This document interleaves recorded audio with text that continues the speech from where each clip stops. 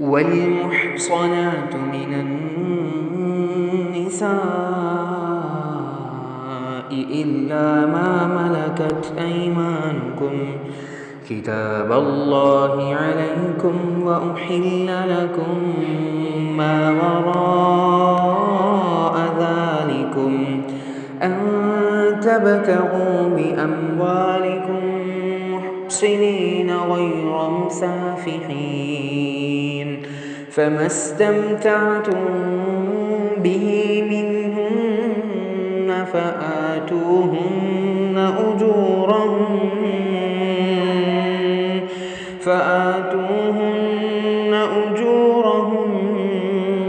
فريضة ولا جناح عليكم فيما تراضيتم به من بعد الفريضة إن الله كان عليما حكيما ومن لم يستطع منكم طولا أن ينكح المحصنات المؤمنات فمما ملكت أيمانكم من فتياتكم المؤمنات والله أعلم بإيمانكم بعضكم من بعض فانكحوهن بإذن أهلهن وآتوهن أجورهن بالمعروف محصنات غير مسافحات ولا متخذات أخدان فإذا أحصن فإن أتين بفاحشة فعليهن نصف ما على المحصنات من العذاب ذلك لمن خشي العنة منكم وأن تصبروا خير لكم والله غفور رحيم.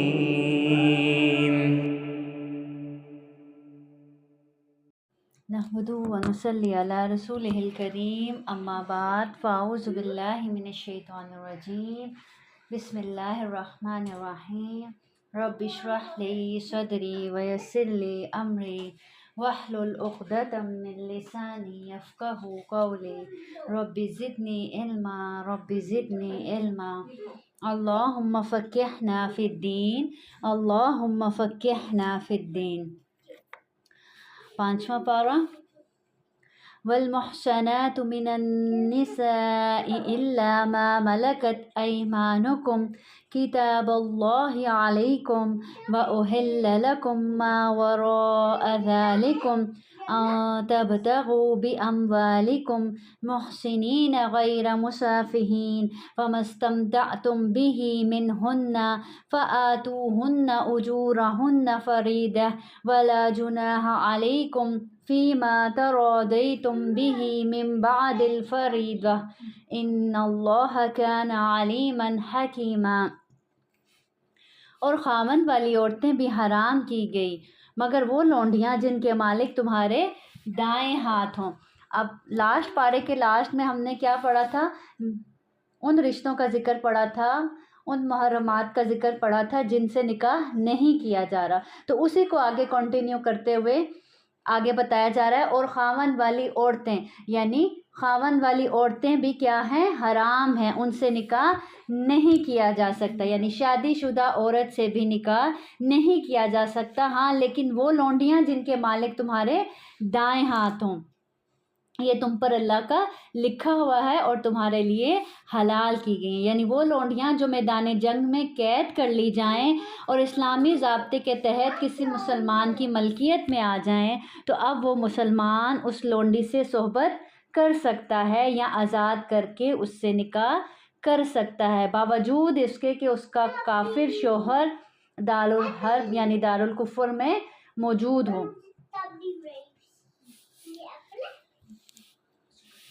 جو ان کے سوا ہیں کہ اپنے مالوں کے بدلے طلب کرو اس حال میں یعنی یہ جو پیچھے جن خواتین کا ذکر گزرا ہے کہ تمہاری مائیں، تمہاری بہنیں، تمہاری پھوپھیاں، تمہاری خالائیں، یہ سب کیا ہیں؟ محرمات میں آتی ہیں، تمہارے محرم رشتے ہیں، ان سے نکاح نہیں کیا جا سکتا۔ اللہ تعالیٰ کہہ رہے ہیں ان کے سوا باقی لوگوں سے تم نکاح کر سکتے ہو۔ اب اس میں کون ایڈ ہو گئی ہیں کہ خاوند والی، یعنی شادی شدہ عورت سے بھی نکاح نہیں کیا جا سکتا، مگر وہ لونڈیاں جو تمہاری ملکیت میں آ جائیں ان کو آزاد کر کے ان سے نکاح کیا جا سکتا ہے، پھر چاہے وہ شادی شدہ ہوں۔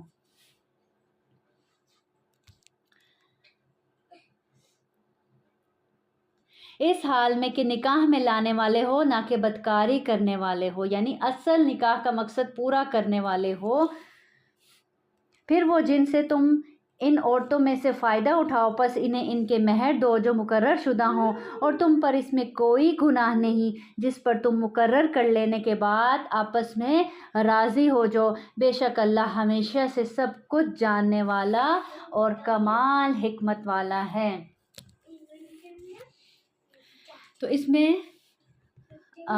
نکاح کی شرائط بھی بتائی جا رہی ہیں، کیا کہ دونوں کی طرف سے ایجاب و قبول ہو، دوسری یہ کہ مال یعنی مہر دینا قبول کرو، تیسری یہ کہ ان عورتوں کو قید دائمی قبضے میں لانا غرض ہو، صرف اپنی خواہش پوری کرنے کی غرض ہرگز نہ ہو۔ یعنی نکاح کا اصل مقصد کیا ہے کہ ایک ذمہ داری اٹھانا، نہ کہ صرف اپنی خواہش کو پورا کرنا۔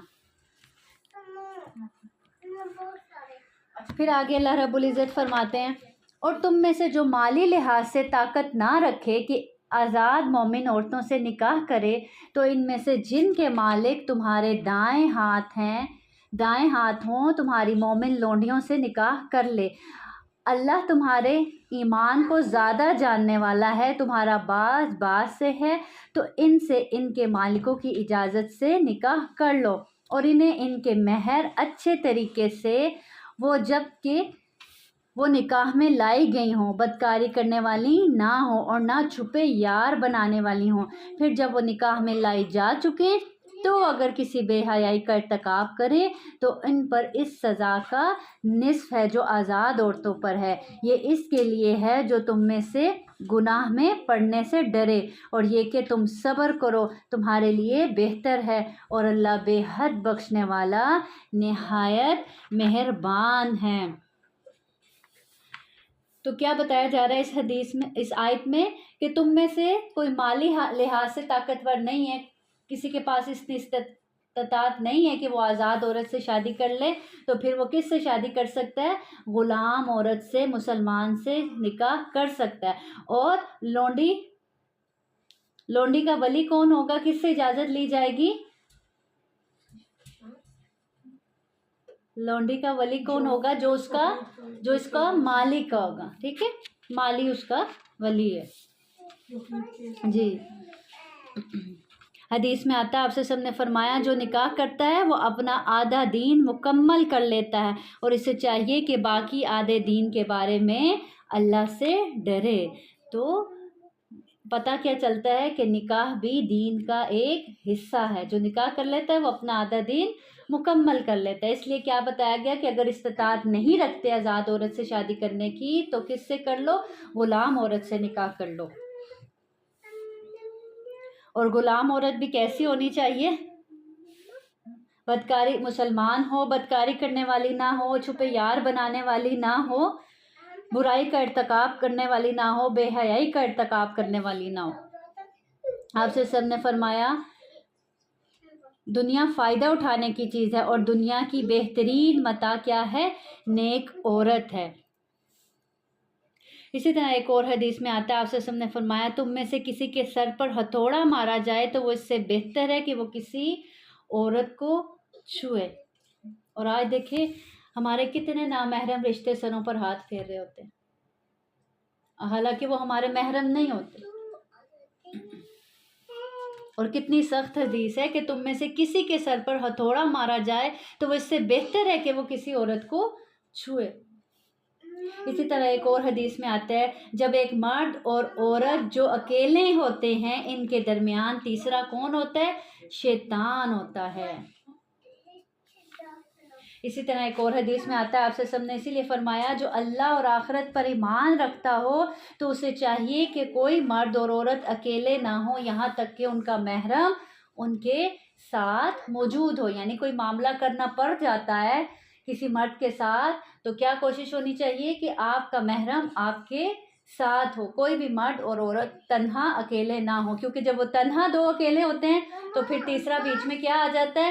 شیطان آ جاتا ہے.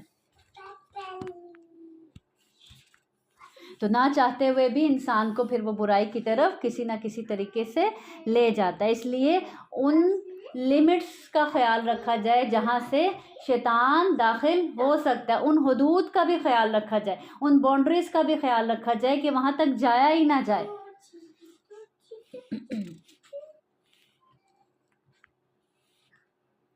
اسی طرح حدیث میں آتا ہے آپ نے فرمایا عورت سے 4 چیزوں کے پیش نظر نکاح کیا جاتا ہے، اس کی خوبصورتی کی وجہ سے، اس کے دین کی وجہ سے، اس کے مال کی وجہ سے اور اس کے حسب و نسب کی وجہ سے.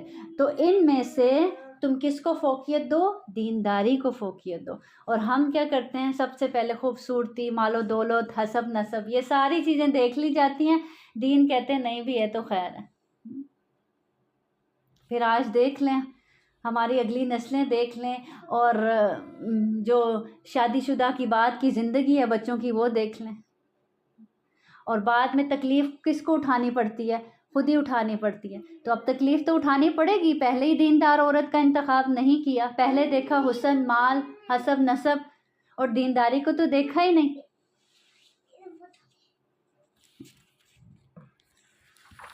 تو دیندار عورت کا انتخاب آپ جب کرتے ہیں تو اگلی اپنی پوری نسل کو سیکیور کر رہے ہوتے ہیں، کیونکہ تربیت کس نے کرنی ہوتی ہے؟ ماں نے کرنی ہوتی ہے نا. تو اصل میں جو آپ عورت کا انتخاب کر رہے ہوتے ہیں وہ آپ اپنے آنے والی اگلی پوری نسل کا انتخاب کر رہے ہوتے ہیں. تو اس لیے آپ سے نے فرمایا کہ کس کو فوقیت دو؟ دیندار عورت کو فوقیت دو. پھر آگے اللہ رب العزت آیت نمبر 28 میں فرماتے ہیں یرید اللہ ان یخفف عنکم وخلق الانسان ضعیفا. اللہ چاہتا ہے کہ تم سے بوجھ ہلکا کرے، اور انسان کمزور پیدا کیا گیا ہے، اس لیے اللہ رب العزت نے اتنی رخصتیں دی ہیں. کیونکہ اللہ تعالیٰ جانتے ہیں کہ انسان کیسا پیدا کیا گیا ہے؟ کمزور پیدا کیا گیا ہے. اس انسان کی کمزوری کا اپنے رب کو خوب پتہ ہے. اس لیے احکام شریعت میں اللہ رب العزت نے ہمارے لیے بہت سی سہولیات کا خیال رکھا ہے. دین میں کوئی اتنی سختی نہیں رکھی. مثلا آپ بیمار ہو، آپ ٹھنڈے پانی سے وضو نہیں کر سکتے. اگر آپ اس قدر بیمار ہیں، اگر آپ ٹھنڈے پانی سے وضو کرتے ہیں تو کیا ہوگا؟ آپ کی بیماری بڑھ سکتی ہے. تو کیا کہا گیا؟ تکلیف میں نہیں ڈالا گیا، مشقت میں نہیں ڈالا گیا. کیا کر لو؟ تیمم کر لو. اسی طرح سفر میں وہ پانی نہیں ملا تو کیا کرو؟ تیمم کر لو. یہاں تک کہ جنابت کی حالت میں وہ پانی نہیں مل رہا تو کیا کر لو؟ تیمم کر لو. کسی مشکل میں نہیں ڈالا گیا. نماز کھڑے ہو کے نہیں پڑھ سکتے، بیٹھ کے پڑھ لو. لاغر ہو، کمزور ہو، بیمار ہو، بوڑھے ہو، نہیں کھڑا ہوا جا رہا، بیٹھ کے پڑھ لو. بیٹھ کے بھی نہیں پڑھ سکتے، لیٹے لیٹے پڑھ لو، اشارے سے پڑھ لو. پھر روزے فرض کیے گئے، رمضان میں بیمار ہو گئے، کیا کرو؟ گنتی بعد میں پوری کر لو.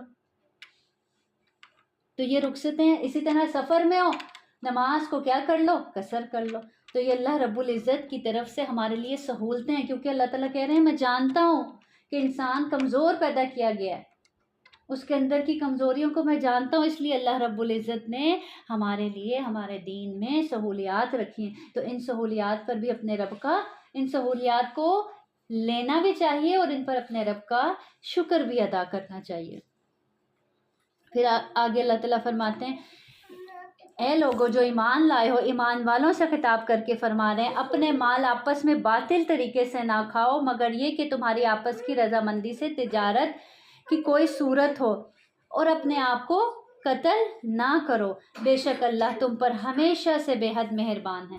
یعنی اپنے مال آپس میں باطل طریقے سے نہ کھاؤ مگر یہ کہ تمہاری آپس کی رضامندی تجارت کی کوئی صورت ہو. مثال کے طور پر آپ کسی کے ساتھ تجارت کر رہے ہیں، کوئی خود ہی آپ کو زیادہ منافع دے رہا اور کہہ رہا نہیں چلو رکھ لو میری طرف سے، نہیں اتنا ہی رکھ لو، تو وہ کیا ہو رہا ہے؟ آپس کی انڈرسٹینڈنگ سے ہو رہا ہے۔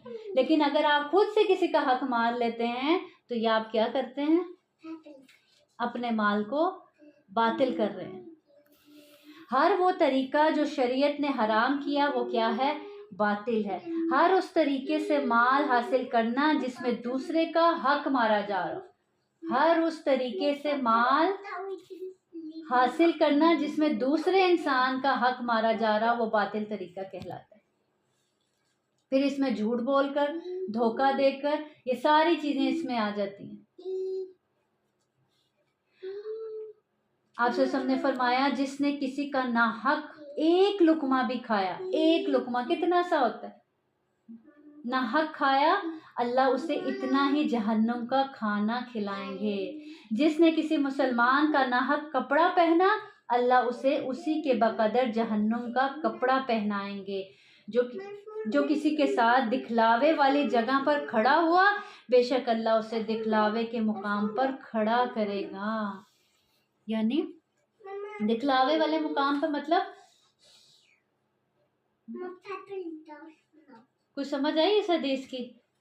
جو کسی کے ساتھ دکھلاوے والی جگہ پر کھڑا ہوا، اپنے آپ کو شو آف کرنے کے لیے، دکھاوا کرنے کے لیے، ریاکاری کے لیے، خرچ اس لیے کیا کہ سامنے مجھے بٹھایا جائے اور دکھایا جائے کہ اس نے اتنا اور اتنا اس معاملے میں خرچ کیا اللہ کے راستے میں، تو اللہ تعالیٰ کہنا ہے اس کو قیامت کے روز کہاں کھڑا کریں گے؟ دکھلاوے کے مقام پر، کہ یہ ہے وہ انسان جو دنیا میں کیا کرتا تھا؟ دکھاوا کرتا تھا۔ وہ ایک اسپیشل جگہ ہوگی جہاں پہ ان تمام لوگوں کو کھڑا کر کے ساری دنیا کو بتایا جائے گا، سب لوگوں کو بتایا جائے گا کہ یہ وہ شخص ہے جو کیا کرتا تھا؟ دکھلاوے کے مقام پر کھڑا ہوتا تھا، دنیا میں ریاکاری کرتا تھا۔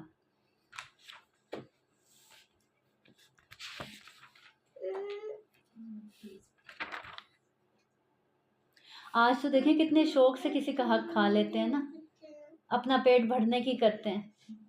تو اگر سوچ لیں کہ اس دن جہنم میں کھایا جائے گا، جہنم کا کھانا کھایا جائے گا، جہنم کا لباس پہنا جائے گا۔ آپ صلی اللہ علیہ وسلم نے فرمایا 3 آدمی وہ ہیں جن سے اللہ قیامت کے دن کلام نہیں فرمائے گا، نہ ان کی طرف دیکھے گا، نہ ان کو پاک فرمائے گا، بلکہ ان کے لیے کیا ہے؟ دردناک عذاب ہوگا۔ آپ نے یہ الفاظ 3 دفعہ دہرائے۔ ابو ذر رضی اللہ عنہ کہتے ہیں کہ میں نے کہا یہ لوگ نامراد ہو گئے اور نقصان میں رہے۔ اے اللہ کے رسول، وہ لوگ ہیں کون؟ پوچھا صحابہ نے، فرمایا کپڑا لٹکانے والے، یعنی تکبر سے اپنے کپڑے کو لٹکا کے چلنے والے، احسان جتلانے والا اور جھوٹی قسم کھا کر اپنا سامان بیچنے والا۔ پھر اسی آیت کے اگلے حصے میں کس چیز سے منع کیا جا رہا ہے؟ اپنے آپ کو قتل نہ کرو، یعنی خود کشی نہ کرو، بے شک اللہ تم پر۔ اگلا حصہ دیکھیں، ایک طرف اللہ تعالیٰ منع کر رہے ہیں آیت کے حصے میں کہ اپنے آپ کو قتل نہ کرو، خودکشی نہ کرو، پھر آگے اللہ تعالیٰ ساتھ ہی کیا بیان فرما رہے ہیں؟ بے شک تم پر تمہارا رب ہمیشہ سے بے حد مہربان ہے۔ اس بات کو یاد رکھو اور مایوس نہ ہو۔ وقتی طور پر اگر کوئی آزمائش آئی ہے تو کبھی بھی اپنے رب کی رحمت سے مایوس نہ ہو، یہ نہ سوچو تمہارے رب نے تمہیں چھوڑ دیا۔ کیوں؟ اللہ تعالیٰ کہہ رہے ہیں تمہارا رب تو ہمیشہ سے تم پر بے حد مہربان تھا اور ہے اور رہے گا، تو کبھی بھی اس کی رحمت سے مایوس نہ ہو، اور مایوس ہو کر کبھی بھی اپنی زندگی میں ایسا قدم اٹھانے کی جرت نہ کرنا، کیونکہ اس کی بہت سخت سزا ہے۔ حدیث میں آتا ہے آپ سے سب نے فرمایا جس شخص نے چھری کے ساتھ اپنے آپ کو قتل کیا تو جہنم میں چھری اس کے ساتھ ہوگی اور وہ اس کے ساتھ اپنے پیٹ کو پھاڑے گا اور ہمیشہ ہمیشہ کے لیے جہنم کی آگ میں رہے گا۔ اور جس نے اپنے آپ کو زہر سے قتل کیا تو جہنم میں اس کا زہر اس کے ہاتھ میں ہوگا، جسے وہ تھوڑا تھوڑا کر کے پیے گا اور ہمیشہ کے لیے جہنم کی آگ میں رہے گا۔ جس نے پہاڑ سے گرا کر اپنے آپ کو قتل کیا تو وہ جہنم کی آگ میں گرتا رہے گا اور اسی میں ہمیشہ رہے گا۔ یعنی جس چیز سے اپنے آپ کو اذیت دے کر اپنی جان لی، وہ اذیت اپنے آپ کو جہنم میں بار بار دیتا چلا جائے گا۔ کتنی سخت اذیت ہوتی، کتنی شدت ہوتی ہے، کتنی شدت کی تکلیف ہوتی ہے نا جب جان نکل رہی ہوتی ہے اور اتنی اذیت سے کہ انسان اپنے آپ کو کسی طریقے سے مارنے کی جو کوشش کرتا ہے، تو جہنم میں مسلسل وہ یہ عمل کرتا رہے گا، مسلسل اس اذیت سے گزرتا رہے گا، اور پھر گزرے گا بھی کہاں؟ جہنم کے اندر، جو جہنم ایک پہلے ہی ایک اذیت کا مقام ہے، پہلے ہی ایک دردناک چیز ہے۔ پھر آگے اللہ تعالیٰ فرماتے ہیں اگر تم ان بڑے گناہوں سے بچو گے جن سے تمہیں منع کیا جاتا ہے تو ہم تم سے تمہاری چھوٹی برائیاں دور کر دیں گے اور تمہیں باعزت داخلے کی جگہ میں داخل کریں گے۔ یعنی اگر بڑے کبیرہ گناہوں سے بچتے رہو گے تو اللہ تعالیٰ کہہ رہے ہیں چھوٹے موٹے گناہوں سے ہم یوں ہی درگزر کر دیں گے تمہیں اور تمہیں کہاں داخل کریں گے؟ باعزت داخلے کی جگہ، وہ کیا ہے؟ جنت۔ کبیرہ گناہ کون سے گناہ ہوتے ہیں؟ جن کے متعلق قرآن یا حدیث میں صاف طور پر دوزخ کی وعید آئی ہو، یا اللہ کے غضب کا اظہار ہوا ہو اس کام پر، یا شریعت میں اس پر کوئی حد مقرر کی گئی ہو، یا جن کاموں پر لعنت کی گئی ہو۔ تو یہ کون سے گناہ ہوتے ہیں؟ کبیرہ گناہ ہوتے ہیں۔ جیسا کہ حدیث میں آتا ہے آپ سے سب نے فرمایا ان 7 قسم کے گناہوں سے بچو جو ہلاک کر دینے والے ہیں۔ صحابہ نے عرض کی اے اللہ کے رسول وہ کون سے ہیں؟ فرمایا اللہ کے ساتھ شرک کرنا، جادو کرنا، اس نفس کو ناحق قتل کرنا، جادو کرنا یا کروانا ایک ہی بات ہے، جس کے قتل کو اللہ نے حرام قرار دیا ہو، یعنی کسی کا ناحق قتل کرنا، سود کھانا، یتیم کا مال کھانا، میدان جنگ سے پیٹ پھیر جانا، اور پاک باز بھولی بھالی معصوم عورتوں پر کیا لگانا؟ تہمت لگانا۔ یہ بھی کبیرہ گناہوں میں سے ایک گناہ ہے، اور ہمارے ہاں باقی گناہوں سے تو شاید بچ جایا جاتا ہو، لیکن یہ تہمت لگانے والا جو ہے نا اس سے بچا نہیں جاتا، آرام سے کسی بھی معصوم پر تہمت لگا دی جاتی ہے۔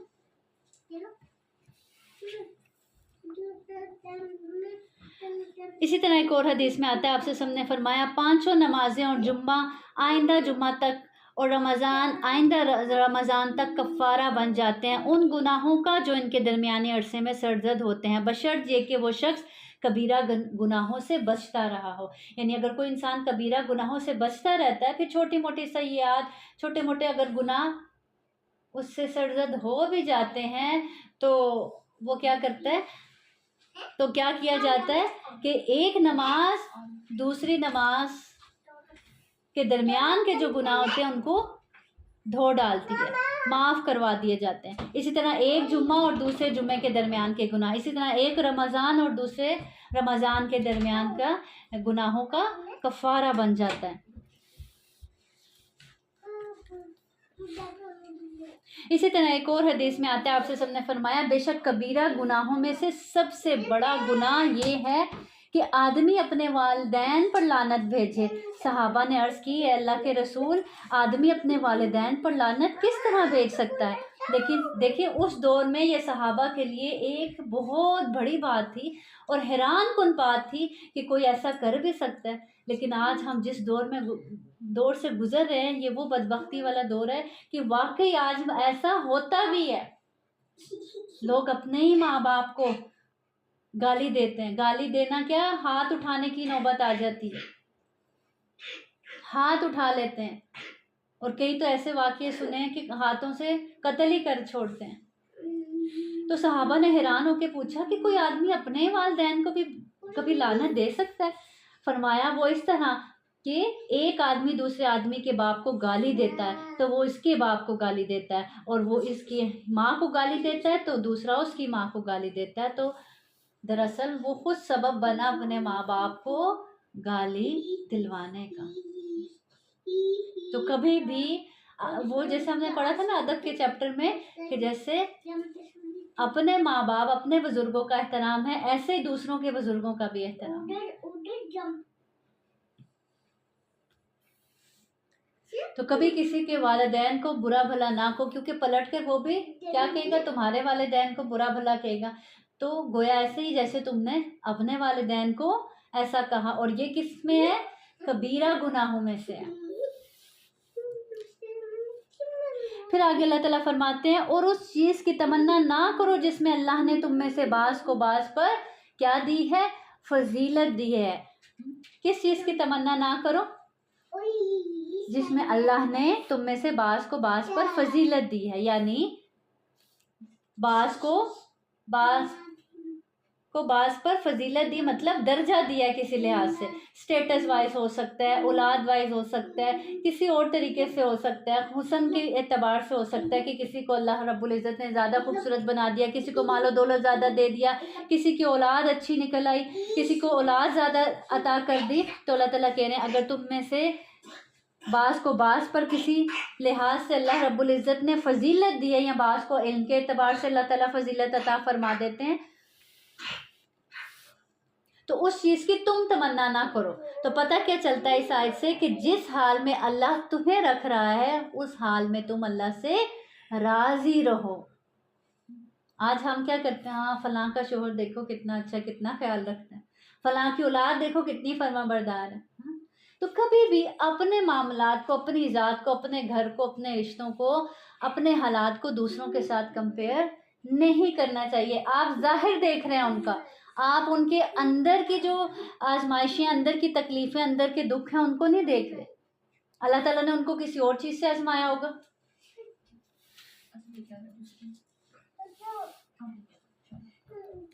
تو کبھی یہ نہیں کہنا چاہیے کہ ہاں میرے بچے بھی فلاں کے بچوں جیسے ہوتے، میرا شوہر بھی اس کے شوہر جیسا ہوتا، بلکہ ہمیشہ اپنے رب سے خیر مانگنی چاہیے اور اللہ رب العزت کے فیصلوں پر راضی رہنا چاہیے. ہو سکتا ہے کہ جس کی طرف دیکھ کے آپ تمنا کر رہے ہیں ان کے اندر ان سے بھی زیادہ برائیاں پائی جاتی ہوں جو آپ کو دکھائی نہیں دے رہی. ایسا ہی ہوتا ہے نا، باہر تو کچھ نظر آتا ہے، اندر تو کچھ اور ہوتا ہے. تو بتانا کیا مقصد ہے کہ اللہ تعالیٰ کہہ رہے ہیں ان چیزوں کی تمنا نہ کرو جو تمہیں اللہ تعالیٰ نے نہیں دی، ان چیزوں پر کڑو نہیں، حسد نہیں کرو. ہاں اپنے رب سے اس کا فضل ضرور مانگو، جیسے کس نے کیا تھا؟ زکریہ علیہ السلام نے. جی کسی کی جاب اچھی ہے، کسی کا گھر اچھا ہے، بالکل ہاں کرتے ہیں. تو یہ کس کی طرف انسان کو لے جاتا ہے؟ حسد کی طرف لے جاتا ہے نا انسان کو. اور حسد کیا ہے؟ نیکیوں کو کھا جاتا ہے. للرجال نصیب مما اکتسبوا وللنساء نصیب مما اکتسب، مردوں کے لیے اس میں سے حصہ ہے جو انہوں نے کمایا اور عورتوں کے لیے اس میں سے حصہ ہے جو انہوں نے کمایا. اب اکثر خواتین کے دل میں یہ سوال آتا تھا اور آتا بھی ہے کہ اچھا مردوں کو تو جہاد کرنے کی بھی اجازت ہے، ہم جہاد پہ نہیں جا سکتی. تو اللہ تعالیٰ کہہ رہے ہیں جس کو اللہ رب العزت نے جو ذمہ داری دی ہے وہ اس کو احسن طریقے سے نبھائے اور اس کے لیے اتنا ہی اجر ہے. جو اپنی ذمہ داری کو جتنے خلوص، جتنے شوق اور جتنے ذوق سے نبھاتا ہے، جتنی محبت سے نبھاتا ہے. اب دیکھیں اگر اللہ رب العزت نے مرد کو جہاد میں جانے کی اجازت دی ہے تو عورت کے ماں کے قدموں کے تلے جنت بھی تو رکھی ہے نا. اب وہ جو مرد جہاد پہ جا رہے ہیں ان کو تیار کر کر کون بھیج رہی ہے؟ عورت ہی تو بھیج رہی ہے. ان کے پیچھے جو ذمہ داری ہے وہ کون اٹھا رہی ہے؟ عورت ہی تو اٹھا رہی ہے نا. تو کیا اس کو وہ اجر نہیں ملے گا؟ تو فوکس کس پر ہونا چاہیے؟ اپنی اصلاح پر، اپنے اعمال پر، اور اعمال کے ساتھ ساتھ اپنی نیتوں پر. پھر اللہ تعالیٰ کہہ رہے ہیں جو تم کماؤ گے اس میں سے تمہیں ضرور حصہ ملے گا. پھر اللہ تعالیٰ فرما رہے ہیں وَاسْأَلُوا اللَّهَ مِن فَضْلِهِ، اس سے اس کا فضل مانگو. لوگوں کی طرف دیکھ کر حسرتیں نہ کرو، حسرتوں کا شکار ہو کے حسد کا شکار نہ ہو جاؤ، بلکہ اللہ سے اس کا فضل مانگو. جیسے کس نے مانگا تھا؟ حضرت زکریہ علیہ السلام نے. حضرت مریم کے پاس جب پھل دیکھے تھے تو کیا حسد تو نہیں کرنا شروع ہو گئے تھے ان سے، بلکہ کیا کیا تھا؟ وہیں اسی جگہ اپنے رب سے اس کا فضل مانگا تھا تو اللہ تعالیٰ نے عطا کیا. اور یہی بہترین طریقہ ہے کہ دوسروں کی طرف دیکھ کر اپنا دماغ خراب کرنے کی بجائے، خود حسرتوں کا شکار ہونے کی بجائے، اپنا گھر برباد کرنے کی بجائے اللہ کی رضا میں کیا رہو؟ راضی رہو اور اس سے امن مانگو، اس سے سکون مانگو، اس سے اس کا فضل مانگو. جو کمی تمہارے پاس ہے اس کو وہ تمہاری پوری کر دے. ان اللہ کان بکل شیء علیما، بے شک اللہ ہر چیز کو جاننے والا ہے.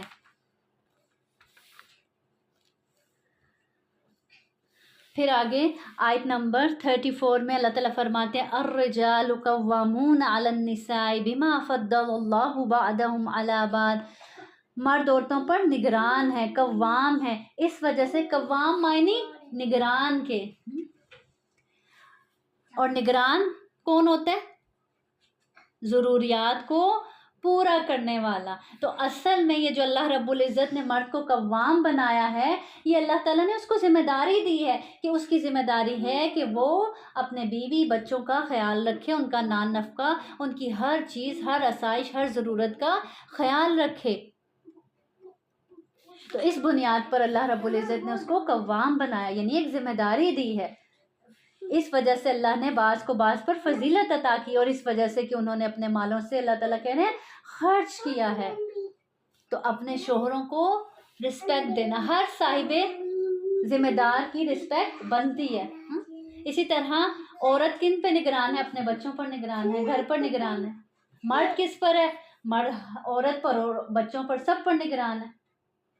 تو حدیث میں آتا ہے مرد اپنے اہل خانہ پر نگران ہے، اور اس سے اس کی رعیت کے متعلق باز پرس ہوگی کہ کیا آیا اپنی ذمہ داری اچھے سے نبھائی تھی کہ نہیں. یہ ایک ذمہ داری ہے جس کے بارے میں سوال ہوگا. یہ کوئی عہدہ نہیں ہے، یہ کوئی منصب نہیں ہے. ہاں، اس ذمہ داری نبھانے کی وجہ سے جو رعایا ہے، جو گھر والے ہیں، جو بیوی ہے، جو بچے ہیں، اس کو ان کا کیا کرنی ہے؟ رسپیکٹ کرنی ہے، اس کو وہ درجہ دینا ہے جو اللہ رب العزت نے دیا ہے. ٹھیک ہے. اسی طرح حدیث میں آگے کیا ہے؟ اور عورت اپنے شوہر کے گھر اور اس کی اولاد پر کیا ہے؟ نگران ہے. شوہر، عورت سے اوپر کون نگران ہے؟ شوہر. اور شوہر سے نیچے کون نگران ہے؟ عورت نگران ہے. شوہر سے بھی سوال ہوگا، عورت سے بھی اس کی نگرانی کا سوال کیا جائے گا، اس کی ذمہ داری کا سوال کیا جائے گا. تو پتہ کیا چلتا ہے؟ یہ جو اولاد اللہ تعالیٰ نے ہمیں دی ہے، جو گھر دیا ہے، یہ ایک ذمہ داری ہے. اس کو ہم جیسے چاہیں، ہم کہیں نا میرا گھر ہے، میں جو مرضی کروں، میرے بچے ہیں، میں کھلاؤں بھوکا رکھوں، نہیں. یہ میں ان کی تربیت کروں نہ کروں، میرے بچے ہیں نا. اکثر عورتیں یوں کہتی ہیں، شکوہ کرتی ہیں، میں کسی کو کیا پرابلم ہے. نہیں، یہ آپ کے پاس اللہ کی کیا ہے؟ امانت ہے، ذمہ داری ہے. آپ ان پر اللہ نے آپ کو نگران بنایا. اور پھر اللہ تعالیٰ حدیث میں آگے کیا ہے؟ سو ان سے ان کے متعلق باز پرس ہوگی. اس ذمہ داری کے متعلق سوال کیا جائے تھا. گھر دیا تھا، بار دیا تھا، بچے دیے تھے، ان کی ذمہ داری کیسی نبھائی، کیسی تربیت کی.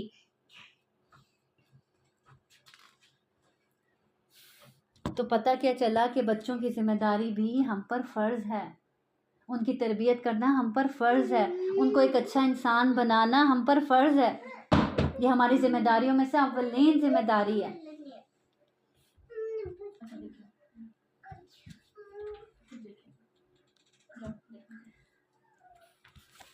آپ سے سب نے فرمایا 4 چیزیں خوش بختی کی علامت ہیں: نیک بیوی، کھلا گھر، اچھا پڑوسی، اچھی سواری. اور اسی طرح 4 چیزیں بدبختی کی علامت ہیں: برا ہمسایہ، تنگ گھر، بری سواری اور بری بیوی. اسی لیے کہا گیا نا سٹارٹ میں، کیا آیات میں ہم نے کیا پڑھا، حدیث میں کیا پڑھا کہ انتخاب کس کا کرو؟ نیک بیوی کا کرو. کیونکہ حدیث میں بھی آتا ہے، آپ سے سب نے فرمایا دنیا متاع ہے، یعنی فائدہ اٹھانے کی جگہ ہے، اور دنیا کی بہترین متاع جو ہے، بہترین سامان کیا ہے؟ نیک بیوی.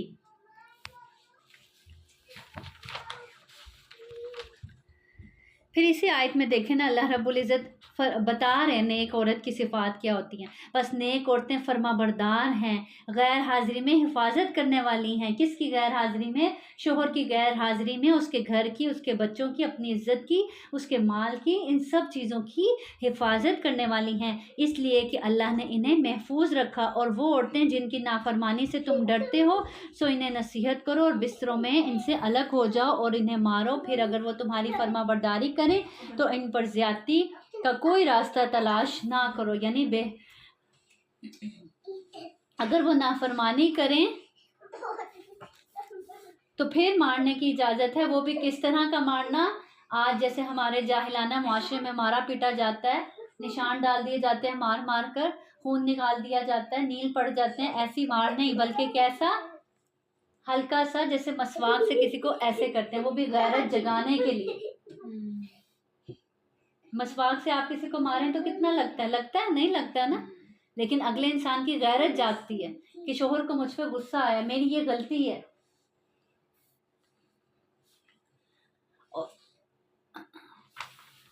تو اس آیت میں اصل میں کیا بتایا جا رہا ہے؟ نیک عورتوں کی صفات بھی بتائی جا رہی ہیں کہ مرد کا کیا کام ہے اور نیک بیوی کیسی ہونی چاہیے۔ مرد کا کام ہے کہ وہ باہر کی ذمہ داریاں پوری کرے، اور عورت کا کیا کام ہے کہ وہ اس کے گھر کی، اس کے مال کی، اس کے بچوں کی اور اپنی عزت کی کیا کرے؟ حفاظت کرے۔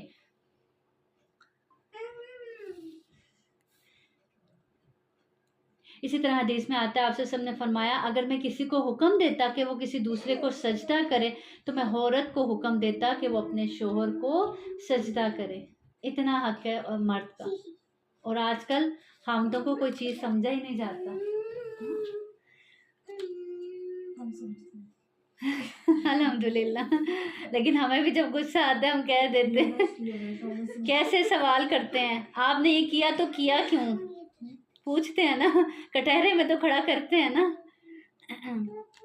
آپ سے نے فرمایا جب کوئی شخص، اور دیکھیں بیوی ساری جگہ سہ جاتی ہے، اور سارا جو ہے نا اپنی فرسٹریشن ہے باقی سب کی بھی، وہ کہاں نکال رہی ہوتی ہے؟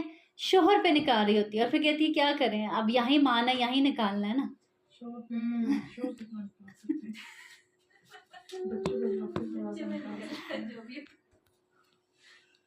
آپ جتنا مرضی کہہ لیں، لیکن عورت کہیں نہ کہیں ایٹیٹیوڈ اس رشتے میں دکھا جاتی ہے۔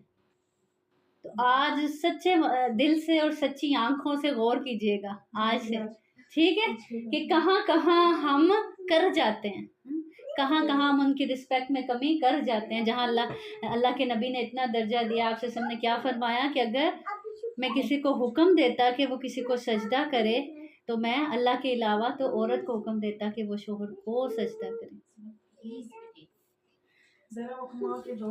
لاتے ہیں گھر میں دے دیں۔ دیکھیں اپنے لیے، ہاں دیں، فوراً حساب کرتی ہیں نا عورتیں، میرے اتنے لگے تھے گھر پہ، اتنے مجھے واپس دے دیجیے، 1 روپیہ یاد رکھتی ہے۔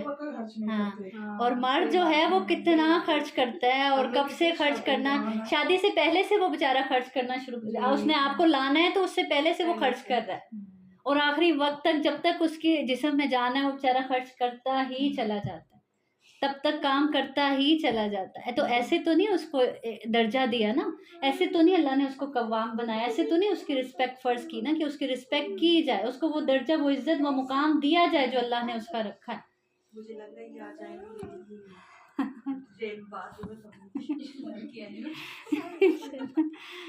یہ قرآن کا معجزہ ہے جی، جو معاملہ گھر سے لے کے آتے ہیں قرآن جواب لے کے تیار بیٹھا ہوتا ہے۔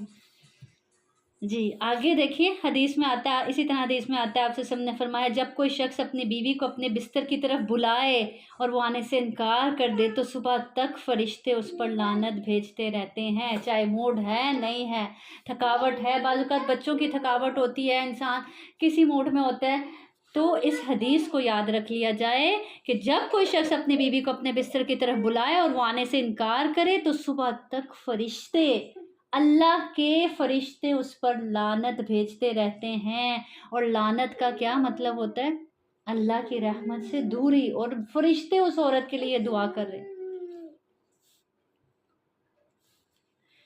اسی طرح ایک اور حدیث میں آتا ہے، آپ سے نے فرمایا تم میں سے کوئی بھی اپنی بیوی کو اس طرح نہ مارے جس طرح غلام کو مارتے ہیں، پھر دن کے آخر میں اس سے جمع کرے۔ جہاں عورتوں کو سکھایا گیا وہاں مردوں کو بھی سکھایا گیا۔ اب پیچھے کیا حدیث پڑھی تھی ہم نے سورۃ النساء کے سٹارٹ میں؟ آپ سے نے کیا فرمایا تھا؟ عورت کہاں سے پیدا کی گئی ہے؟ پسلی سے۔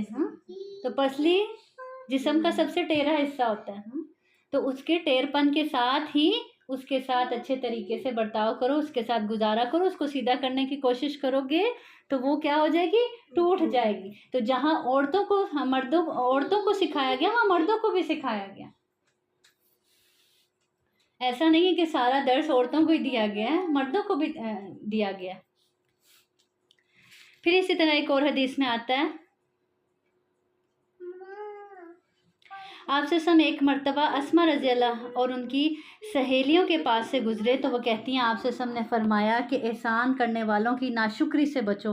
انہوں نے کہا اس سے کیا مراد ہے؟ تو آپ سے سم نے فرمایا ہو سکتا ہے تم میں سے کوئی عورت اپنے ماں باپ کے گھر میں تھی، اللہ نے اس کو شوہر دیا، پھر اس سے اس کو گھر دیا، یعنی شوہر سے اس کو ایک اپنا گھر دیا، اس سے اس کے بچے دیے، اور پھر کوئی چیز نہ ملے تو کہتی ہے کہ ہم نے تو کوئی خیر اس گھر میں دیکھی ہی نہیں۔ یہ عموماً عورتوں کا ایک عام سا جملہ ہوتا ہے کہ جب سے میری شادی ہو کے میں اس گھر میں آئی ہوں میں نے تو سکون کا چین لیا، سانس لیا ہی نہیں ہے، میں نے تو کوئی لمحہ سکون کا دیکھا ہی نہیں ہے، اور حالانکہ اتنی زندگی میں کتنے ہی لمحے خوشی کے دیکھ چکی ہوتی ہے، اور کوئی ایک تکلیف پہنچتی ہے تو اس کو سارے، وہ کہتے ہیں نا سارے کی ایک رائے پہ پانی پھیر دینا، تو وہ سارے کی ایک رائے پر پانی پھیر دیتی ہے۔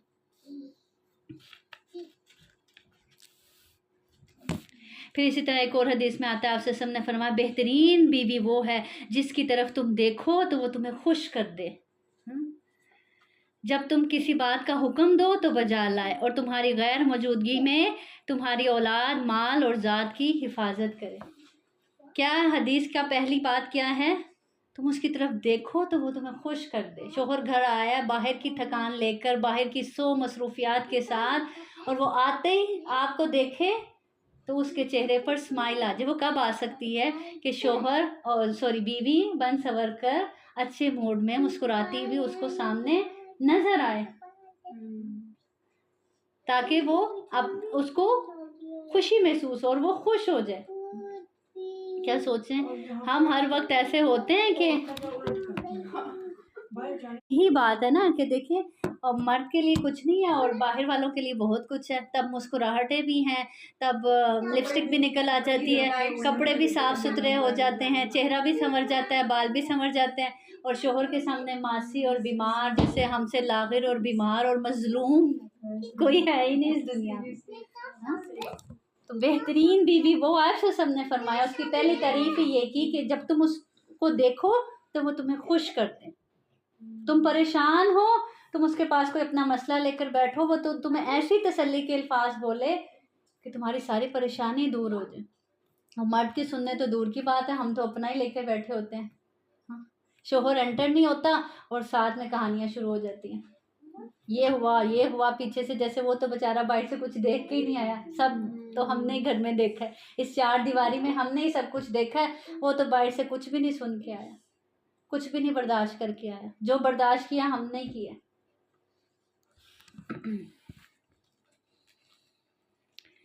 پھر آگے اللہ تعالیٰ فرماتے ہیں اور اگر ان دونوں کے درمیان مخالفت سے ڈرو تو ایک منصب مرد کے گھر والوں سے اور ایک منصب عورت کے گھر والوں سے مقرر کرو، اگر وہ دونوں اصلاح چاہیں گے تو اللہ تعالیٰ دونوں کے درمیان موافقت پیدا کر دے گا۔ یعنی اگر دونوں کے درمیان انبن ہوگی اور انبن اس حد تک پہنچ چکی ہے کہ کمرے سے باہر نکل چکی ہے تو پھر ایک منصب کس کے گھر والوں سے؟ عورت کے، اور ایک منصب مرد کے گھر والوں سے۔ آیت پہ غور کیجیے گا، اللہ تعالیٰ فرما رہے ہیں اگر وہ دونوں اصلاح چاہیں گے تو اللہ تعالیٰ دونوں کے درمیان موافقت پیدا کر دے گا۔ کون دونوں اصلاح چاہیں گے؟ میاں بیوی بھی، اور جو منصف بیٹھے ہیں وہ بھی اگر اصلاح کے ارادے سے بیٹھے، جوڑنے کے ارادے سے بیٹھے ہوں گے تو اللہ تعالیٰ دونوں میں موافقت پیدا کر دے گا، لیکن وہ تو بیٹھتے ہی نہیں۔ بھی شوہر کے طرف سے جو بیٹھا ہے وہ شوہر کی سائڈ لے رہا ہے، چاہے شوہر غلط ہے، جو بیوی کی طرف سے بیٹھا ہے وہ اس کی سائڈ لے رہا ہے، عورت کی سائڈ لے رہا ہے، چاہے وہ غلط ہے۔ یہاں بھی کس سے کام لیا جائے گا؟ انصاف سے کام لیا جائے گا، جو غلط ہے اس کی سائڈ پہ آ کے اس کو پیار محبت سے سمجھایا جائے گا، اور پھر دونوں کو ایک دوسرے کے ساتھ کمپرومائز کرنے کی تلقین کی جائے گی۔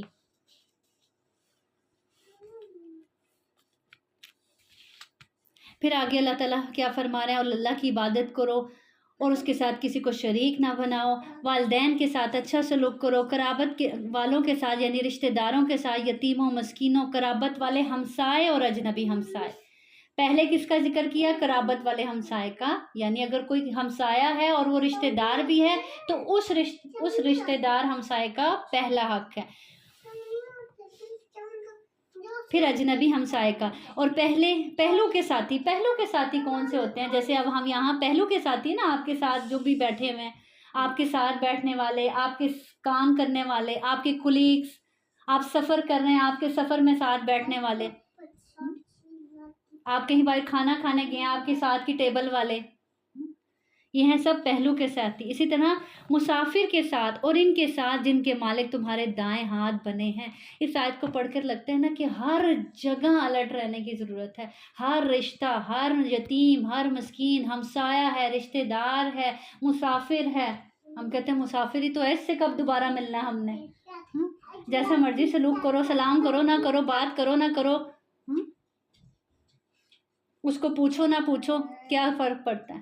نہیں، اس کا بھی حق ہے۔ یقیناً اللہ ایسے شخص سے محبت کرتا ہے جو اکڑنے والا، شیخی مارنے والا، ایسے شخص سے محبت نہیں کرتا جو اکڑنے والا اور شیخی مارنے والا ہو۔ اب یہ ساری چیزوں کا ذکر کر کے کہ کہیں انسان میں اکڑ نہ آ جائے، تو ساتھ ہی بتا دیا کہ اگر اتنے اچھے بننے کی کوشش کر رہے ہو یا بن رہے ہو تو تم میں پھر کہیں فخر نہ آئے، کوئی غرور نہ آئے، کوئی اطراء کرنا چلنے لگو کہ تم تو بڑے نیک اور پرہیزگار ہو۔ ساتھ ہی انسان کی اصلاح کر دی گئی۔ حدیث میں آتا ہے آپ سے نے فرمایا جبریل مجھے ہمیشہ پڑوسی کے متعلق وصیت کرتے رہے، یہاں تک کہ مجھے گمان ہونے لگا کہ وہ پڑوسی کو وارث بھی قرار دیں گے، یعنی یہ گمان ہونے لگا، اتنی تلقین کی گئی پڑوسی کے ساتھ اچھا سلوک کرنے کی۔ اسی طرح آپ سے نے فرمایا اللہ کی قسم وہ شخص مومن نہیں ہو سکتا، اللہ کی قسم وہ شخص مومن نہیں ہو سکتا، اللہ کی قسم، 3 بار قسم کھائی۔ اور کیا فرمایا؟ وہ شخص مومن نہیں ہو سکتا۔ صحابہ نے عرض کی اللہ کے رسول کون شخص؟ فرمایا وہ شخص جس کی ایذا رسانی سے اس کا پڑوسی محفوظ نہ ہو، یعنی اس کی وجہ سے اس کا پڑوسی مشکل میں ہے، تکلیف میں، اذیت میں۔ بعض اوقات ہم اپنے گھروں میں اتنا شور و غل کرتے ہیں کہ ہمارا پڑوسی سو رہا ہوتا ہے، اس کے آرام کا وقت ہوتا ہے۔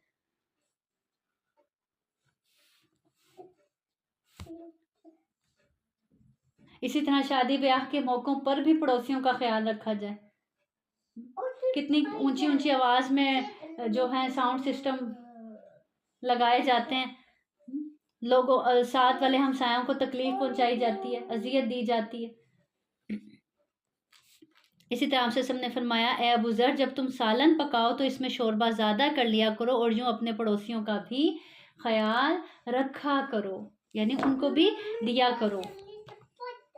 اگر پڑوسی ان کو دیں تو اگر وہ کہیں کہ مطلب نیچے رہتا ہے، مقصد ہے آپ کو آپ کا اجر مل جائے گا، تو پھر دیتے رہیں اسٹاپ کرتے رہنا۔ نہیں، اگر وہ کہتے ہیں کہ ایسا ہے کہ ہم سے نہیں کھایا جا سکتا تو پھر آپ کوئی اور چیز دے دیں، میٹھا دے دیا کریں، آلٹرنیٹ کچھ دے دیں۔ مقصد تو ہے نا کہ ان کا خیال رکھنا، ان سے سلام دعا رکھنا۔ یہ تو ایک بہانہ ہے نا دینا لینا، یہ تو محبت بڑھانے کا بہانہ ہے۔ اور بہانہ کس چیز کا؟ آپ کو پتہ چلے آپ کا ہمسایہ کس حال میں ہے، آپ اس کو پوچھتے ہیں نہیں پوچھتے۔ اصل تو چیز ہے خبر گیری رکھنا، تو پھر وہ چاہے مرچیں زیادہ لگتی ہیں تو میٹھا دے دیا جائے۔ ایک اور حدیث میں آتا ہے آپ سے نے فرمایا 3 آدمی ایسے ہیں جن کی طرف اللہ تعالیٰ قیامت کے دن نہ نظر رحمت کرے گا نہ انہیں پاک کرے گا بلکہ ان کے لیے دردناک عذاب ہے۔ ان میں سے ایک وہ شخص جس کے پاس راستے میں یعنی سفر میں فاضل پانی ہو اور پھر وہ اپنے مسافر کو پانی نہ دے۔ اکثر ہوتا ہے نا سفر کر رہے ہیں، ساتھ والے مسافر کا پانی ختم ہو گیا، اب اس کا بچہ یا وہ خود پیاسا ہے اور وہ پانی ڈھونڈ رہا ہے اور ہمارے پاس بوتل بھری پڑی ہے اور ہم اس کو اس لیے نہیں دے رہے کہ آگے سفر ہم نے بھی کرنا ہے، اس کو تھوڑا سا دے دیں گے تو ہمارا کہیں کم نہ پڑ جائے۔ دیکھیے کتنی سخت سزا اس کی بتائی جا رہی ہے۔ پھر اسی طرح غلاموں کا بھی خیال رکھنے کا حکم دیا گیا اس آیت میں۔ آپ سے نے فرمایا جب تم میں سے کسی کا خادم کھانا لے کر آئے تو اگر وہ اسے اپنے ساتھ نہ بٹھا سکے تو اسے کم از کم 1 یا 2 لقمے ضرور کھلائے کیونکہ اس نے کھانا تیار کرتے وقت گرمی برداشت کی ہے۔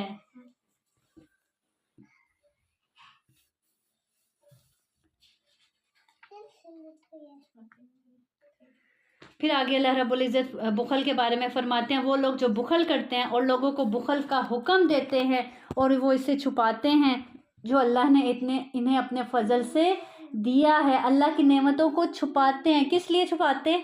کہیں خرچ نہ کرنا پڑ جائے، کسی کو پتہ نہ چل جائے ہمارے پاس اتنا اور اتنا ہے، تو پھر ہمیں ان غریب رشتہ داروں کی کہیں مدد نہ کرنی پڑ جائے۔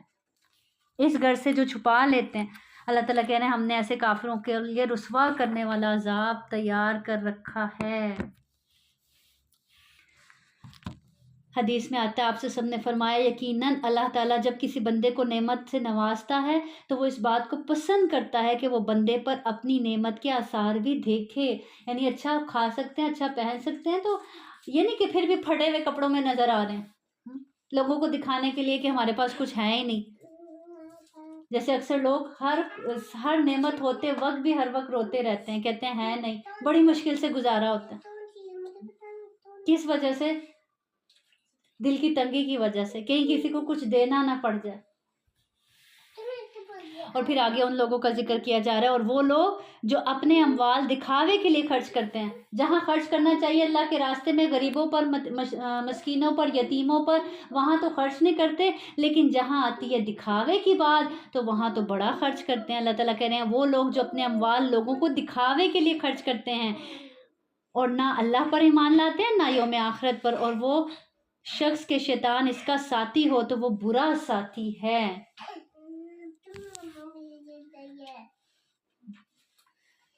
تو آج دیکھیں ہمارے معاشرے میں ویسے سب کہتے ہیں ہے نہیں ہے نہیں، بہت مشکل سے گزارا ہو رہا ہے، لیکن جب اسی گھر میں شادی کا موقع آتا ہے تو دیکھیں کتنے بڑے بڑے فنکشنز ہوتے ہیں اور کتنی فضول خرچیات ہوتی ہیں اس میں۔ کس لیے ہوتی ہیں؟ دکھاوے کے لیے ہوتی ہیں نا، ناک نہ کٹ جائے خاندان میں، پتہ چلے کہ بھئی ہمارے بچے کا ولیمہ تھا، ہمارے بچے کی بارات گئی تھی، پتہ چلنا چاہیے سب کو۔ اسی لیے شو آف کرنے کی ضرورت پیش آ رہی ہوتی ہے نا، کہ دکھایا جائے ہم کتنے امیر ہیں۔ باقاعدہ طور پر رینٹ پر اتنی استطاعت نہیں ہوتی، وہ گاڑیاں جن میں بیٹھے ہوتے ہیں وہ رینٹ پر لے کر گئے ہوتے ہیں، کیوں؟ دکھایا جائے کہ ہم اتنے اور اتنے امیر ہیں، جبکہ وہ ہوتے ہی نہیں، لوگوں کو دھوکہ دیا جا رہا ہوتا ہے نا، دکھلاوے کے لیے خرچ کیا جا رہا ہوتا ہے۔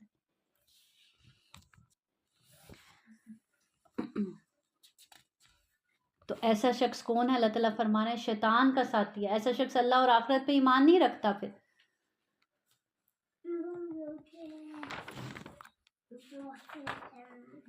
پھر اس کے بعد آگے اللہ رب العزت فرماتے ہیں آیت نمبر 42 میں، اس دن وہ لوگ جنہوں نے کفر کیا، یومئذ یود الذین کفروا وعصوا الرسول لو تسوی بہم الارض، اس دن وہ لوگ جنہوں نے کفر کیا اور رسول کی نافرمانی کی چاہیں گے کاش ان پر زمین برابر کر دی جائے، اور وہ اللہ سے کوئی بات نہیں چھپائیں گے۔ جب اپنے اعمال نامے دیکھیں گے جنہوں نے کفر کیا اور رسول کی نافرمانی کی، کیا کہیں گے؟ کاش آج یہ مٹی کے ساتھ مٹی ہو جائیں، ان کو اٹھایا ہی نہ جائے تاکہ یہ اس دن کی ذلت سے بچ جائے، لیکن ایسا تو ہوگا ہی نہیں۔ اے لوگو جو ایمان لائے ہو، نماز کے قریب نہ جاؤ اس حال میں کہ تم نشے میں ہو، یہاں تک کہ تم جانو جو کچھ کہتے ہو، اور نہ اس حال میں کہ جنبی ہو۔ اب یہ اس وقت کی آیت ہے جب ابھی شراب مکمل طور پر حرام نہیں ہوئی تھی۔ تو پہلے کیا کہا گیا تھا کہ نماز کے وقت اس کے قریب نہ جایا جائے۔ کس کے قریب؟ شراب کے قریب، نشاور چیز کے قریب۔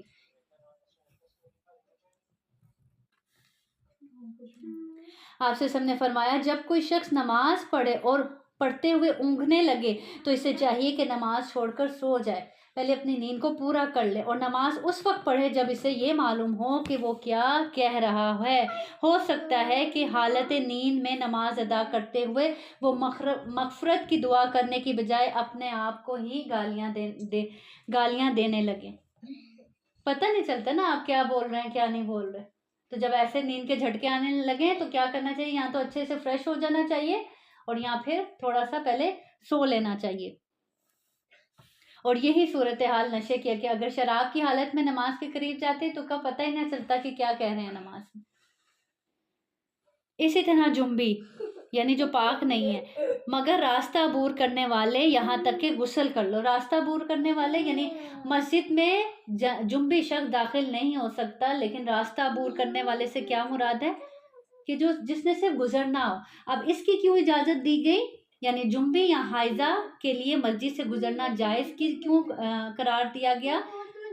ٹھہرنا جائز نہیں لیکن گزرنا جائز ہے، کیونکہ بہت سے صحابہ کے گھروں کے دروازے مسجد کی طرف کھلتے تھے، یعنی ان کو مسجد کے اندر سے جانا پڑتا تھا اپنے گھروں میں، تو اب وہ جنابت کی حالت میں ہو تو پھر کیسے گزر کے جائیں؟ تو اس سے گزرنے کی اجازت ہے لیکن ٹھہرنے کی اجازت نہیں ہے، یہاں تک کہ تم غسل کر لو۔ اور اگر تم بیمار ہو یا سفر پہ ہو یا تم میں سے کوئی قضائے حاجت سے آیا ہو یا تم نے عورتوں سے مباشرت کی ہو، پھر کوئی پانی نہ پاؤ تو پاک مٹی کا کسب کر لو۔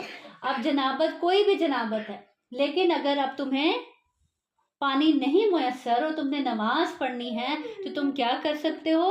تم مٹی سے تیمم کر سکتے ہو، اور یاد رکھا جائے کہ جو تیمم وضو کے لیے ہے وہی تیمم غسل کے لیے بھی کافی ہے۔ اور تیمم کا طریقہ کیا ہے؟ پہلے مٹی کو پہ ہاتھ مارنا، پھر اس پر پھونکنا، پھر اس کو جھاڑنا، پھر منہ پہ اور پھر دونوں ہاتھوں پہ، اور یہی تیمم غسل کے لیے بھی انف ہے۔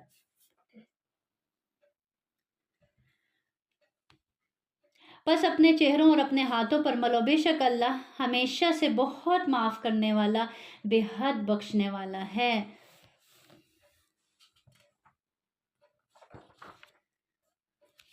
حدیث میں آتا ہے، آپ صلی اللہ علیہ وسلم، حضرت عائشہ بیان کرتی ہے کہ رسول صلی اللہ علیہ وسلم نے مجھے حکم دیا مجھے مسجد سے چٹائی پکڑا دو۔ میں نے عرض کی میں حالت حیض میں ہوں۔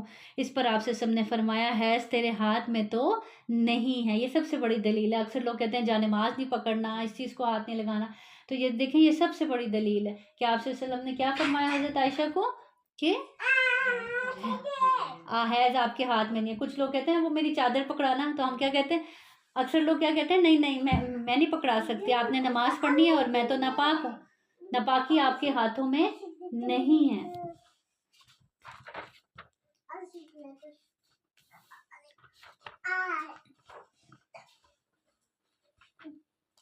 پھر اسی طرح آگے آیت نمبر 48 میں ذکر ہے، اللہ تعالیٰ فرماتے ہیں بے شک اللہ اس بات کو نہیں بخشے گا کہ اس کے ساتھ شرک بنایا جائے، اور وہ بخش دے گا جو اس کے علاوہ ہے جسے چاہے گا اور جسے چاہے گا۔ اور اللہ کسے چاہتا ہے؟ جو خود اپنی بخشش کروانا چاہتا ہے، جس کے اندر یہ تڑپ ہو کہ میرا رب مجھے معاف کر دے، جس کے اندر خود شرمندگی ہو، خود احساس ہو، خود اپنے رب سے اپنی معافی کروانا چاہتا ہو، اور جو اللہ کا شریک بنائے تو یقیناً اس نے بہت بڑا گناہ گھڑا۔ جو چاہتا ہی نہیں، جس کو احساس ہی نہیں ہے اس نے گناہ کیے ہیں، تو پھر اس کو اللہ کیوں بخشے گا؟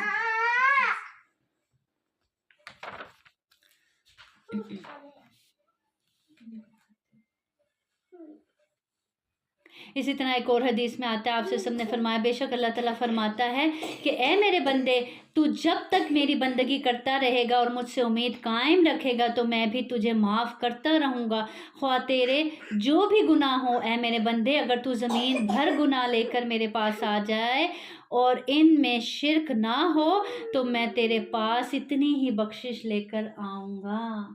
یعنی کتنی بخشش لے کر آؤں گا؟ جتنے تم گناہ لے کر آؤ گے، جتنا ڈھیر گناہوں کا لے کر آؤ گے، اتنی میری طرف سے میں اپنی طرف سے بخشش لے کر بڑھوں گا تمہاری طرف، بشرط یہ کہ کیا نہ کیا ہو، شرک نہ کیا ہو۔ الم تر الی الذین یزکون انفسہم بل اللہ یزکی من یشاء ولا یظلمون فتیلا۔ کیا تم نے ان لوگوں کو نہیں دیکھا جو اپنے آپ کو پاک کہتے ہیں، یعنی اپنے منہ میاں مٹھو بنتے ہیں، بلکہ اللہ پاک کرتا ہے جسے چاہتا ہے۔ ہم اپنی صفائی میں، اپنی پاکی میں قصیدے نہیں گھڑ سکتے۔ اللہ تعالیٰ کہہ رہے ہیں اللہ جسے چاہتا ہے پاک کرتا ہے۔ تم کون ہو اپنے آپ کو پاک کہنے والے؟ تم کون ہو اپنے آپ کو نیک بتانے والے؟ تم کون ہو اپنے آپ کو پرہیزگار کہنے والے؟ اللہ جسے چاہتا ہے پاک کرتا ہے۔ یہ سرٹیفکیٹ اللہ کے اختیار میں ہے، وہ جسے چاہے دے۔ اور ہم کیا کرتے ہیں؟ ہم خود ہی اپنے منہ میاں مٹھو بن رہے ہوتے ہیں۔ میں تو ایسے نماز پڑھتی ہوں، میں تو ایسے اور ایسے وقت نکالتی ہوں اللہ کی عبادت کے لیے، میں تو یوں اور یوں الارم لگا کے سوتی ہوں۔ ہر جگہ ہم اپنے منہ میاں مٹھو بنتے، اپنی تعریفیں خود کرنے کی کوشش کرتے ہیں۔ تو یہاں پہ اس چیز سے منع کیا جا رہا ہے۔ اللہ تعالیٰ کہہ رہے ہیں کیا تم نے ان لوگوں کو نہیں دیکھا جو اپنے آپ کو پاک کہتے ہیں؟ حالانکہ یہ حق اس کو ہے ہی نہیں، اللہ جسے چاہتا ہے پاک کرتا ہے۔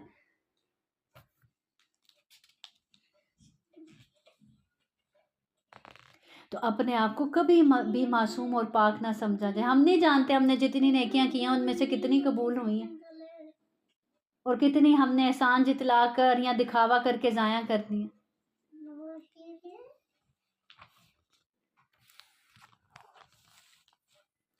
تو جو اللہ والا ہوتا ہے، جو مومن ہوتا ہے، وہ پہاڑ جتنے بھی نیک اعمال کر لے نا تو بھی وہ اپنے آپ کو کوئی بڑی چیز نہیں سمجھتا، پھر بھی وہ ڈرتا رہتا ہے کہ پتہ نہیں قبول ہوئے ہیں کہ نہیں قبول ہوئے. اللہ میری بخشش فرما دینا، اللہ میری نیکیوں کو قبول کر لینا، اللہ مجھے اور زیادہ کرنے کی توفیق عطا فرما.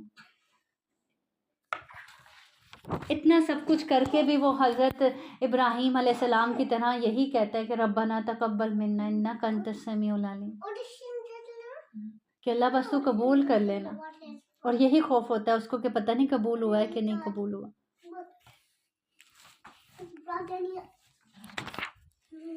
پھر آگے آیت نمبر 56 میں اللہ تعالیٰ فرماتے ہیں ان الذین کفروا بآیاتنا سوف نصلیہم نارا کلما نضجت جلودہم بدلناہم جلودا غیرہا لیذوقوا العذاب ان اللہ کان عزیزا حکیما. بے شک جن لوگوں نے ہماری آیات کا انکار کیا ہم انہیں عنقریب ایک سخت آگ میں جھونکیں گے. جب بھی ان کی کھالیں گل سڑ جائیں گی ہم انہیں ان کے علاوہ اور کھالیں بدل دیں گے تاکہ وہ عذاب کا مزہ چکھیں. بے شک اللہ ہمیشہ سے سب پر غالب کمال حکمت والا ہے. یعنی جن لوگوں نے اللہ تعالیٰ کہہ رہے ہیں انکار کیا، ہماری نافرمانیاں کی، اللہ کے احکامات سے منہ موڑا، تو اللہ تعالیٰ کہہ رہے ہیں ایسے لوگ جہنم میں جائیں گے. اور جب ان کی کھالیں جو ہیں وہ گل سڑ جائیں گی تو ان کو نئی کھالیں دے دی جائیں گی تاکہ بار بار جلنے کا مزہ چکھیں. کیونکہ جب سکن جو ہے ہماری اوپر والی اچھے سے گل سڑ جاتی ہے پھر وہ تکلیف نہیں ہوتی جلنے کی جو اس وقت ہوتی ہے جب وہ اوپر والی سکن جھلس رہی ہوتی. تو بار بار تکلیف دینے کے لیے نئی کھالیں بدل دی جائیں گی، پھر وہ جھلس جائیں گی، پھر اور نئی کھالیں دے دی جائیں گی. حدیث میں آتا ہے آپ سے سب نے فرمایا کافر کے کان کی لو اور کندھے کے درمیان 700 سال کا فاصلہ ہوگا. یعنی جل جل کر جسم اتنے موٹے اور پھول جائیں گے. بعض اوقات آپ نے سنا ہوگا کہ کوئی شخص جل گیا اور وہ اتنا پھول گیا تھا. تو جہنم کی آگ ایسی ہے کہ اس میں جلنے کی وجہ سے اس قدر جسم پھول جائیں گے کہ کافر کے کان کی لو اور کندھے، یہ لو کان کی لو اور یہ کندھے تک کا درمیان کتنا فاصلہ ہے، ایک ہاتھ بھی نہیں ہے. یہ کتنا ہو جائے گا 700 سال کا فاصلہ، اتنا بڑے جسم ہو جائیں گے. ایک جہنم، آگ، شدت، پھر جھلس جانا، پھر نئی کھالوں کا ملنا اور پھر اپنا جسم اتنا بڑا ہو جانا. اسی طرح حدیث میں آتا ہے آپ سے سب نے فرمایا کافر کی داڑھ احد پہاڑ کے برابر ہوگی. یعنی داڑھ کتنی بڑی ہو جائے گی جیسے کہ احد پہاڑ ہو. یہ کتنی سی ہوتی ہے داڑھ کتنی سا ہوتا ہے. اور اس کی جلد کی موٹائی 3 دن کا فاصلہ ہوگا. آج تھوڑا سا موٹاپا ہو جائے ہم سے سنبھالا نہیں جاتا، اٹھنے بیٹھنا مشکل ہوتا ہے، آوازاری ہو رہی ہوتی ہے اپنے آپ سے، ایسا لگتا ہے کہ کوئی بوجھ اٹھایا ہوا ہے ساتھ میں. کسی طرح یہ بوجھ ہلکا ہو جائے. اور پھر ایک جہنم اور پھر ایک آگ میں جلنا اور پھر اتنا بڑا اپنا ہی جسم کا بوجھ اٹھانا. اللہم لا تجعلنا منہم. پھر آگے اللہ تعالیٰ فرماتے ہیں بے شک اللہ، آیت نمبر 58 میں، بے شک اللہ تمہیں حکم دیتا ہے کہ تم امانتیں ان کے حقداروں کو ادا کرو اور جب لوگوں کے درمیان فیصلہ کرو تو انصاف سے فیصلہ کرو. یقیناً اللہ تمہیں یہ بہت ہی اچھی نصیحت کرتا ہے. بے شک اللہ ہمیشہ سے سب کچھ سننے والا، سب کچھ دیکھنے والا ہے. اب یہاں امانتوں سے کون سی امانتیں مراد ہیں؟ جو ہمارے پاس رکھوائی جاتی ہیں اور اس کے علاوہ ہر ذمہ دار کو اس کی ذمہ داری سونپے جائے. یعنی جو جس کام کا اہل ہو اس کو ہی وہ کام سونپا جائے. آج دیکھیں جو جس ذمہ داری کے اہل ہے وہ بیچارہ ایسے ہی بیٹھا ہے، اور جو اہل نہیں ہے ان کو منصب دیے جا رہے ہیں، ان کو عہدے دیے جا رہے ہیں اور نتیجہ ہمارے سامنے ہے. جو انسان جس کام کا اہل نہ ہو اس کے ہاتھ میں وہ کام دے دیا جائے تو وہ کیسے کرے گا؟ تو آج جو ہمارے معاشرے میں فساد ہے، بگاڑ ہے، وہ اسی وجہ سے تو ہے کہ عہدے جو ہیں وہ جو اس کے لائق ہے اس کو مل ہی نہیں رہے. تو یہاں پہ کیا کہا جا رہا ہے کہ جو جس کام کا اہل ہے اس کو وہی کام سونپا جائے, اس کو وہی ذمہ داری دی جائے اور انصاف سے کام لیا جائے. حدیث میں آتا ہے آپ سے نے فرمایا یقیناً اللہ تعالیٰ قاضی اور حاکم کے ساتھ ہوتا ہے جب تک وہ ظلم نہ کرے, اور جب وہ ظلم کرے تو اللہ تعالیٰ اسے اس کے نفس کے حوالے کر دیتا ہے. پھر آگے اللہ تعالیٰ فرماتے ہیں اے لوگو جو ایمان لائے ہو, اللہ کا حکم مانو اور رسول کا حکم مانو, اور ان کا بھی جو تم میں سے حکم دینے والے ہیں, یعنی امیر لوگ جن کو اللہ نے تم پر حاکم بنایا, امیر بنایا. پھر اگر تم کسی چیز میں جھگڑ پڑو تو اسے کس کی طرف لے کر لوٹو, اللہ اور اس کے رسول کی طرف لوٹاؤ, یعنی قرآن و سنت کی طرف اس معاملے کو لے آؤ. اگر تم اللہ اور یوم آخرت پر ایمان رکھتے ہو, اگر تم اللہ اور آخرت کے ماننے والے ہو تو ہر جھگڑے کا فیصلہ کس طرف لے آیا کرو, اللہ اور اس کے رسول کی طرف, قرآن اور حدیث کی طرف. جس کام میں بھی الجھیں فوراً وہ معاملہ کس کی طرف لوٹا دینا چاہیے, قرآن اور حدیث کی طرف. کیونکہ ہمارے نبی کریم صلی اللہ علیہ وسلم نے ہر معاملے میں ہماری رہنمائی فرمائی. کوئی ایسا معاملہ ہمارے لیے ایسے نہیں چھوڑا جس میں ہماری انہوں نے رہنمائی نہ فرمائی ہو. اسی طرح ایک حدیث میں آتا ہے آپ سے نے فرمایا سنو اور اطاعت بجا لاؤ, خواہ تمہارا امیر کوئی ایسا حبشی غلام ہی کیوں نہ ہو, لیکن اگر اس کو اللہ نے امیر بنا دیا تو اس کی اطاعت بھی تم پر لازم ہے. اسی طرح ایک اور حدیث میں آپ سے نے فرمایا جس شخص کو امیر کی کوئی بات ناگوار گزرے, ایسا ہوتا ہے نا کہ آج بہت سی باتیں اپنے امیر کی ہمیں ناگوار گزرتی ہیں, تو کیا فرمایا گیا, تو اسے صبر کرنا چاہیے, کیونکہ جو شخص بالش بھر بھی امیر کی اطاعت سے باہر ہو گیا, کیونکہ ہر ایک اپنی سوچ کے مطابق سوچتا ہے نا, آپ جو فیصلہ کریں گے وہ مجھے پسند نہیں آئے گا, میں جو فیصلہ کروں گی وہ آپ کو پسند نہیں آئے گا. تو کیا حکم دیا گیا آپ سے نے کیا فرمایا, تو اسے کیا چاہیے, صبر کرے. کیونکہ جو شخص بالش بھر بھی امیر کی اطاعت سے باہر ہو گیا اور اسی حالت پر فوت ہوا تو وہ جاہلیت کی موت مرے گا.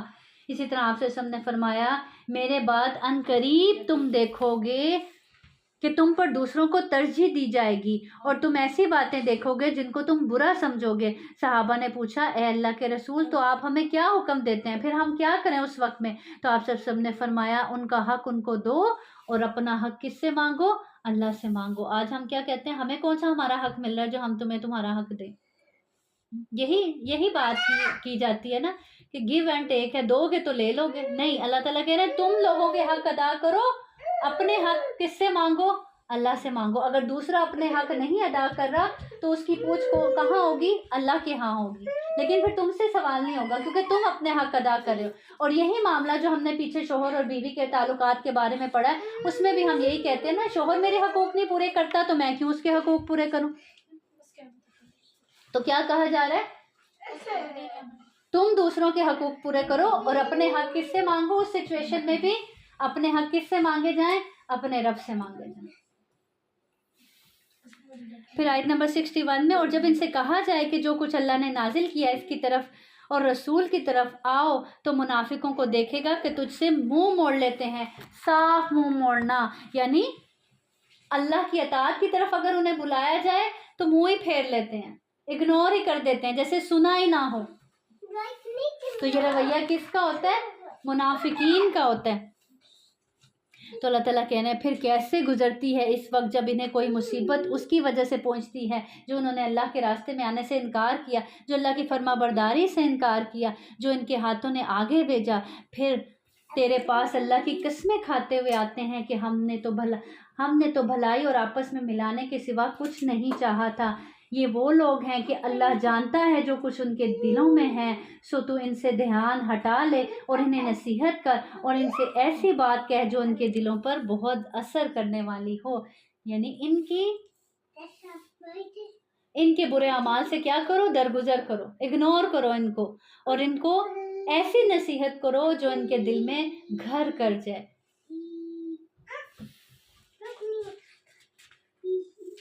ہم کیا کہتے ہیں, ہم یہ فعال جان ہوں والا کام تو کر لیتے ہیں, چھوڑو ہمیں کیا, ہماری بلا سے نہیں سنتے تو نہ سنیں. نہیں, چھوڑنا ایسے نہیں ہے. ان کے طنز، ان کی برائیاں، وہ جو آپ کو دکھ بھری باتیں کر رہے ہیں، طنز کر رہے ہیں، یا کوئی نقصان پہنچانے کی کوشش کر رہے ہیں، یا بہت غلطیاں کر چکی ہیں، ان سے اگنور کرو.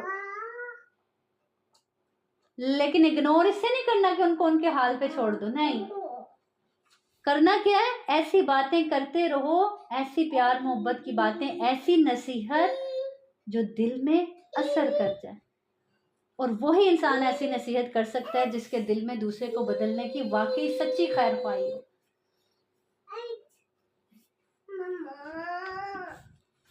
پھر آگے اللہ تعالیٰ کہتے ہیں اور ہم نے کوئی رسول نہیں بھیجا مگر اس لیے کہ اللہ کے حکم سے اس کی فرما برداری کی جائے. اور اگر واقعی یہ لوگ جب انہوں نے اپنی جانوں پر ظلم کیا تھا تیرے پاس آتے، پھر اللہ سے بخشش مانگتے اور رسول ان کے لیے بخشش مانگتا، تو اللہ ان کی توبہ قبول کرنے والا تو اللہ کو توبہ قبول کرنے والا نہایت مہربان پاتے. لوجد اللہ تواب الرحیم کی صورت میں اپنے رب کو توبہ کرنے والا اور رحم کرنے والا پاتے کہ اب جو ان سے ہوگی منافقت، جو برائیاں ہو گئی، پلٹ آتے، اللہ سے بھی معافی مانگ لیتے اور آپ سے بھی معافی مانگ لیتے. تو اللہ تعالیٰ کیا فرما رہے ہیں؟ پھر اپنے رب کو کیسا پاتے؟ توبہ قبول کرنے والا نہایت مہربان پاتے. اور یہی حقیقت ہے، جو اپنے رب کی طرف پلٹتا ہے تو اپنے رب کی جو وہ مہربانی ہے پھر اس کو اپنی آنکھوں سے دیکھتا ہے. بس پلٹنا پہلے کس کو ہے؟ ہمیں ہی، اپنے رب کی طرف. پھر وہ ہم پر مہربان ہوتا ہے.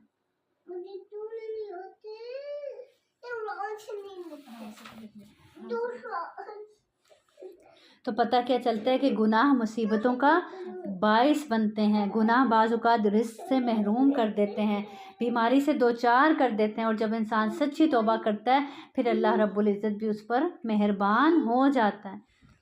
تو ان سب مسائل سے نکلنے کے لیے کثرت سے استغفار کرنی چاہیے. امن نہیں ہے، سکون نہیں ہے، بے چینی ہے، لڑائی جھگڑے ہیں، رزق میں کمی ہے، اولاد نافرمان ہے. سب چیزوں کا حل کس میں ہے؟ اللہ سے سچی توبہ کی جائے، اللہ کی طرف دل سے پلٹنے میں ہے، توبہ کرنے میں ہے. پھر آگے بتایا جا رہا ہے کہ ایمان کا تقاضا کیا ہے. ایمان کا تقاضا کیا ہے؟ پس نہیں تیرے رب کی قسم ہے وہ مومن نہیں ہوں گے یہاں تک کہ تجھے اس میں فیصلہ کرنے والا مان لیں جو ان کے درمیان جھگڑا پڑ جائے، پھر اپنے دلوں میں اس میں کوئی تنگی محسوس نہ کریں. یعنی جیسے پیچھے بھی ذکر پڑا کہ کوئی بھی معاملہ ہو اس میں اختلاف ہو جائے تو معاملہ کس کی طرف لے آؤ؟ اللہ اور اس کے رسول کی طرف، اللہ کی کتاب اور سنت کی طرف. اور پھر اللہ کی کتاب اور سنت سے جو فیصلہ تمہارے لیے ہو جائے اس میں دل میں پھر کوئی تنگی نہیں آنی چاہیے، پھر وہ سمینا اور اطانا والی کیفیت ہونی چاہیے. اور یہی ایمان کا تقاضا ہے. پھر اللہ تعالیٰ کہہ رہے ہیں اور جو فیصلہ کرے، یعنی اللہ اور اس کا رسول جو فیصلہ کریں اسے تسلیم کر لیں. پوری طرح تسلیم کرنا، یعنی دل و جان سے پھر اس کو تسلیم کر لیا جائے. تو اپنے آپ سے پوچھیں، کیا میں اللہ اور اس کے رسول کے فیصلوں کو دل سے تسلیم کرنے والی ہوں؟ کسی بھی معاملے میں اس میں تو کسی شک میں رہنے والی نہیں ہوں. اس میں تو نہیں پھر جا کے پوچھتی مولویوں سے کہ شاید کوئی گنجائش کا راستہ نکل ہی آئے. پھر آگے آیت نمبر 69 میں اللہ تعالیٰ فرما رہے ہیں وَمَن يُطِعِ اللَّهَ وَالرَّسُولَ فَأُولَٰئِكَ مَعَ الَّذِينَ أَنْعَمَ اللَّهُ عَلَيْهِم مِّنَ النَّبِيِّينَ وَالصِّدِّيقِينَ وَالشُّهَدَاءِ وَالصَّالِحِينَ وَحَسُنَ أُولَٰئِكَ رَفِيقًا. جو اللہ اور اس کے رسول کی فرما برداری کرے تو یہ ان لوگوں کے ساتھ ہوں گے جن پر اللہ نے انعام کیا، نبیوں اور صدیقوں اور شہداء اور صالحین میں سے، اور یہ لوگ اچھے ساتھی ہیں. جس نے اللہ اور اس کے رسول کی اطاعت کی، اللہ تعالیٰ کہہ رہے ہیں ان کے لیے کیا انعام ہوگا کہ وہ قیامت کے روز ان کا مقام کن کے مقام کے ساتھ ہوگا؟ وہ کن لوگوں کے ساتھ ہوں گے؟ انبیاء کا کیا اعلیٰ مقام ہوگا، صدیقین کا، شہداء کا، صالحین کا. تو اللہ اور اس کے رسول کی اطاعت کرنے والے ان لوگوں کے ساتھ ہوں گے. تو اللہ تعالیٰ آخر میں کہہ رہے ہیں کتنے اچھے ساتھی ہیں یہ. اور قیامت کے روز آخرت میں کسی کو ان لوگوں کا ساتھ مل جائے، ان لوگوں کے مقام جیسا مقام مل جائے،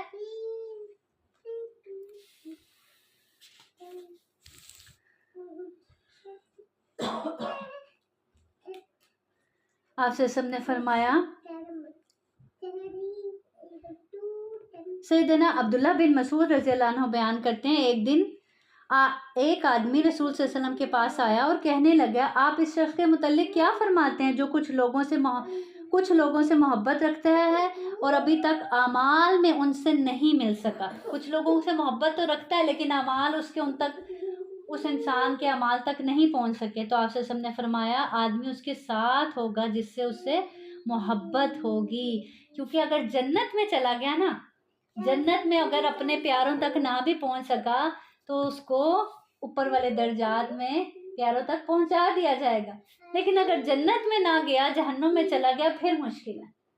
تو یہاں پہ یہی بات آپ سے ہم نے کیا فرمایا، آدمی اس کے ساتھ ہی ہوگا جس سے وہ محبت کرتا ہے۔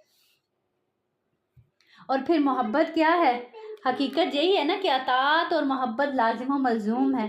وہ محبت جس میں اطاعت نہ ہو وہ تو جھوٹی ہے، کیونکہ جس سے انسان محبت کرتا ہے وہ تو آٹومیٹکلی اس کے نقش قدم پر چلتا ہے، اس جیسا بننا چاہتا ہے، اس جیسا ہر کام کرنا چاہتا ہے۔ اسی طرح ربیہ بن کعب اسلمہ رضی اللہ عنہ بیان کرتے ہیں کہ میں نبی اکرم صلی اللہ علیہ وسلم کے پاس رات بسر کرتا تھا اور آپ کے لیے وضو کا پانی اور دیگر ضروریات کا اہتمام کر دیا کرتا تھا۔ ایک دن آپ سے نے فرمایا، کچھ مانگ لو۔ میں نے عرض کی، اللہ کے رسول، میری درخواست یہی ہے کہ مجھے جنت میں آپ کی رفاقت نصیب ہو جائے۔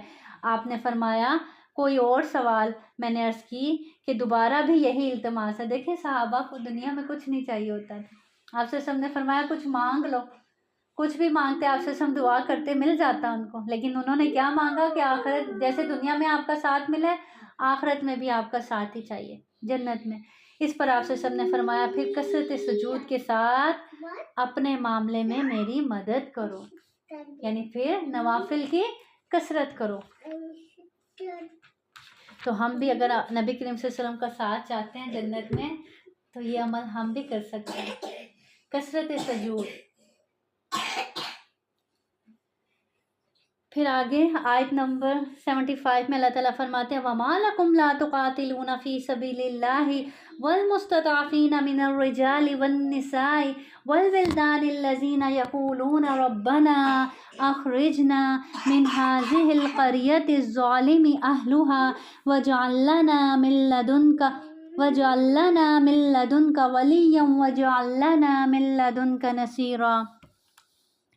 اور تمہیں کیا ہے کہ تم اللہ کے راستے میں اور ان بے بس مردوں اور عورتوں اور بچوں کی خاطر نہیں لڑتے جو کہتے ہیں کہ اے ہمارے رب، ہمیں اس بستی سے نکال لے جس کے رہنے والے ظالم ہیں، اور ہمارے لیے اپنے پاس سے کوئی حمایتی بنا دے، اور ہمارے لیے اپنے پاس سے کوئی مددگار بنا دے۔ اس آیت میں اللہ رب العزت ایمان والوں کو جھنجھوڑ رہے ہیں، بتاؤ تمہیں کیا ہے، تم ان لوگوں کے لیے کیوں نہیں کھڑے ہوتے جو کمزور ہیں، جو لڑ نہیں سکتے اور مظلوم ہیں؟ کہاں؟ کافروں کی بستی میں۔ جب مکہ مکرمہ میں بہت سے لوگ ایسے رہ گئے تھے جو رسول صلی اللہ علیہ وسلم کے ساتھ ہجرت نہ کر سکتے تھے، اور ان کے اقارب جو ایمان نہیں لائے تھے ان پر تشدد کرنے لگے تھے تاکہ ان کو اسلام سے پھیر کر کافر بنا دیں، تو اللہ رب العزت نے فرمایا، تمہیں کیا ہو گیا؟ تم کیوں اللہ کے راستے میں ان بے بس عورتوں اور بچوں کی خاطر نہیں لڑتے؟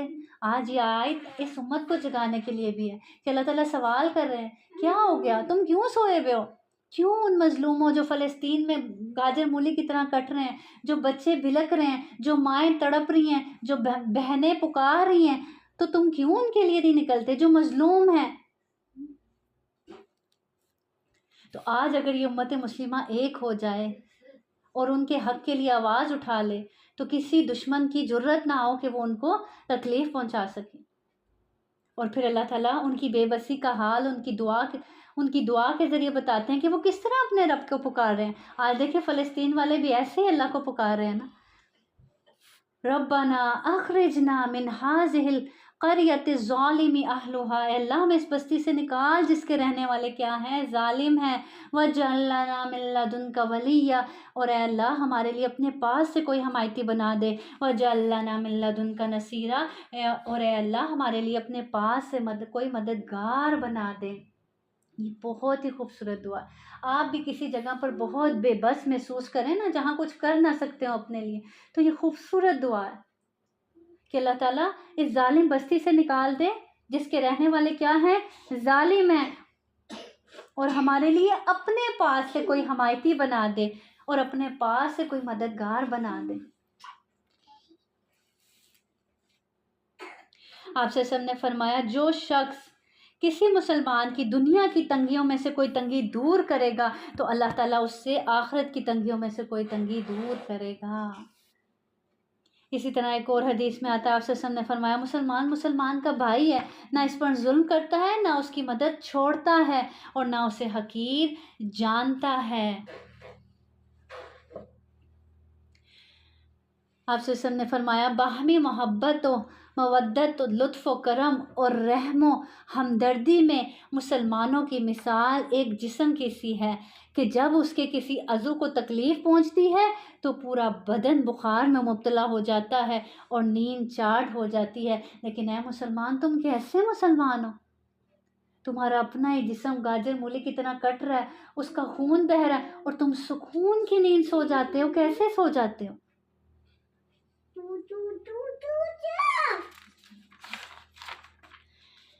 پھر آگے اللہ تعالیٰ فرماتے ہیں آیت نمبر 78 میں، موت کے ڈر سے ایسے کرتے ہو. اینما تکونوا یدرککم الموت ولو کنتم فی بروج مشیدہ. آج ہر ایک کو اپنی زندگی پیاری ہے نا، اس لیے کوئی ان کے لیے آواز نہیں اٹھاتا.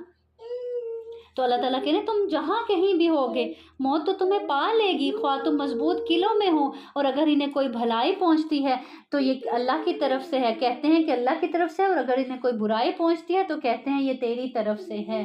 آج ہم پر بھی کوئی بھلائی پہنچتی ہے، ہم کہتے ہیں ہم پر ہمارے رب کا بڑا فضل ہے، بڑے فخر سے بتاتے ہیں. اور کوئی برائی پہنچ جائے تو کہتے ہیں، دوسرے کو بلیم کر دیتے ہیں، تمہاری وجہ سے ہی ہوا ہے، اسی کی نحوست ہے، اس نے جو اس کام میں وہ ڈال دی تھی نا. کہ وہ کیا کہتے ہیں، اکثر کہتے ہیں نا کوئی کام کرنے لگتے ہیں اور وہ خراب ہو جائے اور کوئی اس کے بارے میں بول دے تو ہم کہتے ہیں دیکھا اس نے بول دیا تھا نا، اس کی کالی زبان، اس کی وجہ سے یہ ہو گیا.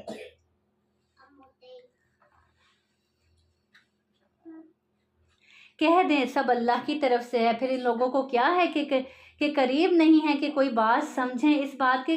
اللہ تعالیٰ کہہ رہے ہیں ان کو کیا ہے کہ کوئی بات ان کی سمجھ میں آتی نہیں. جو کوئی بھلائی تجھے پہنچے سو اللہ کی طرف سے ہے، اور جو کوئی برائی تمہیں پہنچے سو تیرے نفس کی طرف سے ہے. اور ہم الٹ بولتے ہیں، کوئی بھلائی پہنچی ہے تو اس کا کریڈٹ کس کو دینا چاہیے؟ اللہ کی ذات کو دینا چاہیے. اور اگر کوئی برائی پہنچے تو اس کا کریڈٹ اپنی ذات کو دینا چاہیے، ضرور مجھ ہی سے کوئی غلطی ہوئی ہوگی، اس لیے مجھے یہ تکلیف پہنچی، اللہ مجھے معاف کر دے. اللہ سے کی طرف رجوع کرنا چاہیے، اس سے معافی مانگنی چاہیے. اور ہم نے تجھے لوگوں کے لیے رسول بنا کر بھیجا اور اللہ کافی گواہ ہے. اور یہ یاد رہے یہ اپنے لیے، یہ کسی کو کوئی تکلیف پہنچے تو ہم جج کرنے والے نہیں ہوتے کہ ہم اس پر الزام درازی شروع کر دیں کہ اس نے یہ غلطی کی تھی نا اس لیے اس کو سزا ملی. تو وہ تو شاید اللہ اس سزا سے اس کو دھو دے، لیکن ہم پکڑے جائیں گے کہ اللہ تعالیٰ تو کہیں گے تم کون ہوتے ہو جزا سزا کا فیصلہ کرنے والے. اور ایسی باتیں کرتے ہوئے ہمیں ڈر نہیں لگتا نا. ہم خدا نہ خواستہ اس وقت یہ شرک کی ایک کیٹیگری میں آ جاتا ہے کہ ہم اپنے آپ کو اللہ کے مقابل کھڑا کر رہے ہوتے ہیں کہ ہم ہیں فیصلہ کرنے والے کہ یہ اس کو سزا ہے، یا یہ تو ہے ہی جہنمی، یا یہ تو ہے ہی جہنمی.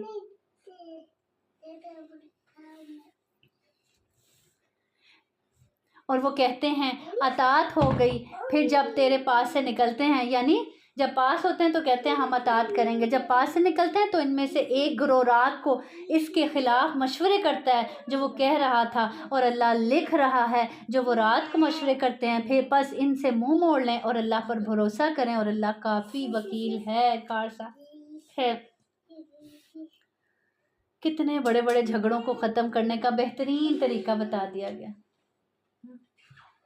آج ہر وقت یہی خوف رہتا ہے نا، وہ اس کی میرے ساتھ دشمنی ہے، وہ کہیں ہمارے خلاف پراپر گنڈے کر رہے ہوں گے. ہر وقت کان دوسروں کی باتوں کی طرف لگے رہتے ہیں.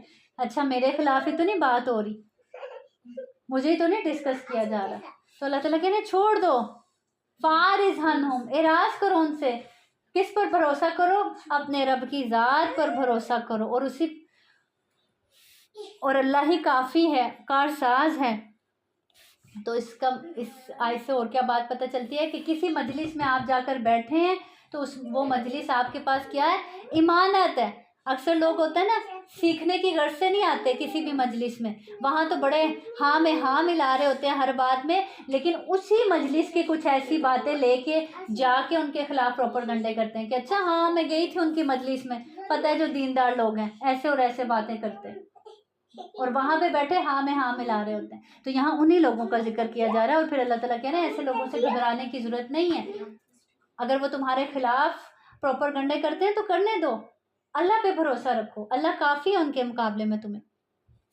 افلا یتدبرون القرآن، اللہ تعالیٰ پھر سے جو جھنجھوڑ رہے ہیں کہ تم قرآن پہ غور و فکر نہیں کرتے؟ یہ غور و فکر کرنے کی کتاب ہے، یہ پڑھ کر گزر جانے کی کتاب نہیں ہے، یہ کتاب غور و فکر کرنے کی ہے، اور اپنے مسائل کا اس کتاب کے ذریعے حل تلاش کرنا ہے، اس سے رہنمائی لینی ہے ادھر ادھر بھٹکنے کی بجائے۔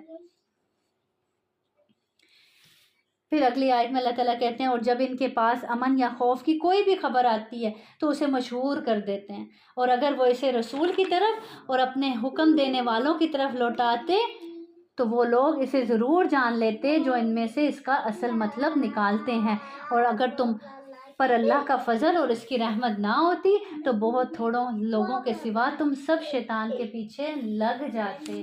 آج ہماری بھی حالت کچھ ایسی نہیں، کوئی خبر ہمارے تک پہنچنے کی دیر ہوتی ہے، پھر فونوں پہ بھی وہی ڈسکس ہو رہی ہوتی ہے، کوئی آ کر پاس بیٹھے وہی ڈسکس ہو رہی ہوتی ہے، ہم کہیں جائیں وہی بات ڈسکس ہو رہی ہوتی ہے، وہی نشر ہو رہی ہوتی ہے۔ تو جو مومن ہوتا ہے بامقصد، جس کی زندگی کا کوئی مقصد ہوتا ہے، اس کی زندگی میں اتنی فضولیات کا وقت نہیں ہوتا۔ تو آپ نہیں جانتے وہ بات سچی ہے جھوٹی ہے، اور آپ اس کو نشر کرتے جا رہے ہیں، اور پھر اگر وہ اس بات کا تعلق کسی مسلمان بہن بھائی سے ہے تو اپنے مسلمان بہن بھائیوں کے عیبوں پہ پردہ ڈالنا تو ہماری پہلی ذمہ داری ہے۔ ہم چاہتے ہیں ہماری باتیں کوئی نشر نہ کرے، ہمارے عیبوں پر لوگ پردے ڈالیں، اور ہم چاہتے ہیں ہم لوگوں کے عیبوں کو اچھالیں۔ آپ سے نے فرمایا آدمی کے جھوٹا ہونے کے لیے یہی بات کافی ہے کہ وہ ہر سنی سنائی بات آگے پہنچائے، بات وہ ہوتی ہی نہیں ہے۔ آج دیکھیں میڈیا کے ذریعے سے بھی جو خبریں ہم تک پہنچتی ہیں ہمیں نہیں پتہ کتنی اس میں سچائی ہے، کتنا اس میں جھوٹ ہے، ہم بھی یوں ہی آگے نشر کرتے چلے جاتے ہیں۔ تو ہر سنی سنائی بات آگے پہنچانا ضروری نہیں ہوتا جب تک کہ اس کی تصدیق نہ ہو جائے، اور تصدیق بھی ہو جائے تو جس سے اس کا تعلق ہے اسی تک آپ پہنچا سکتے ہیں، یہ نہیں کہ اس کو نشر کرتے پھریں۔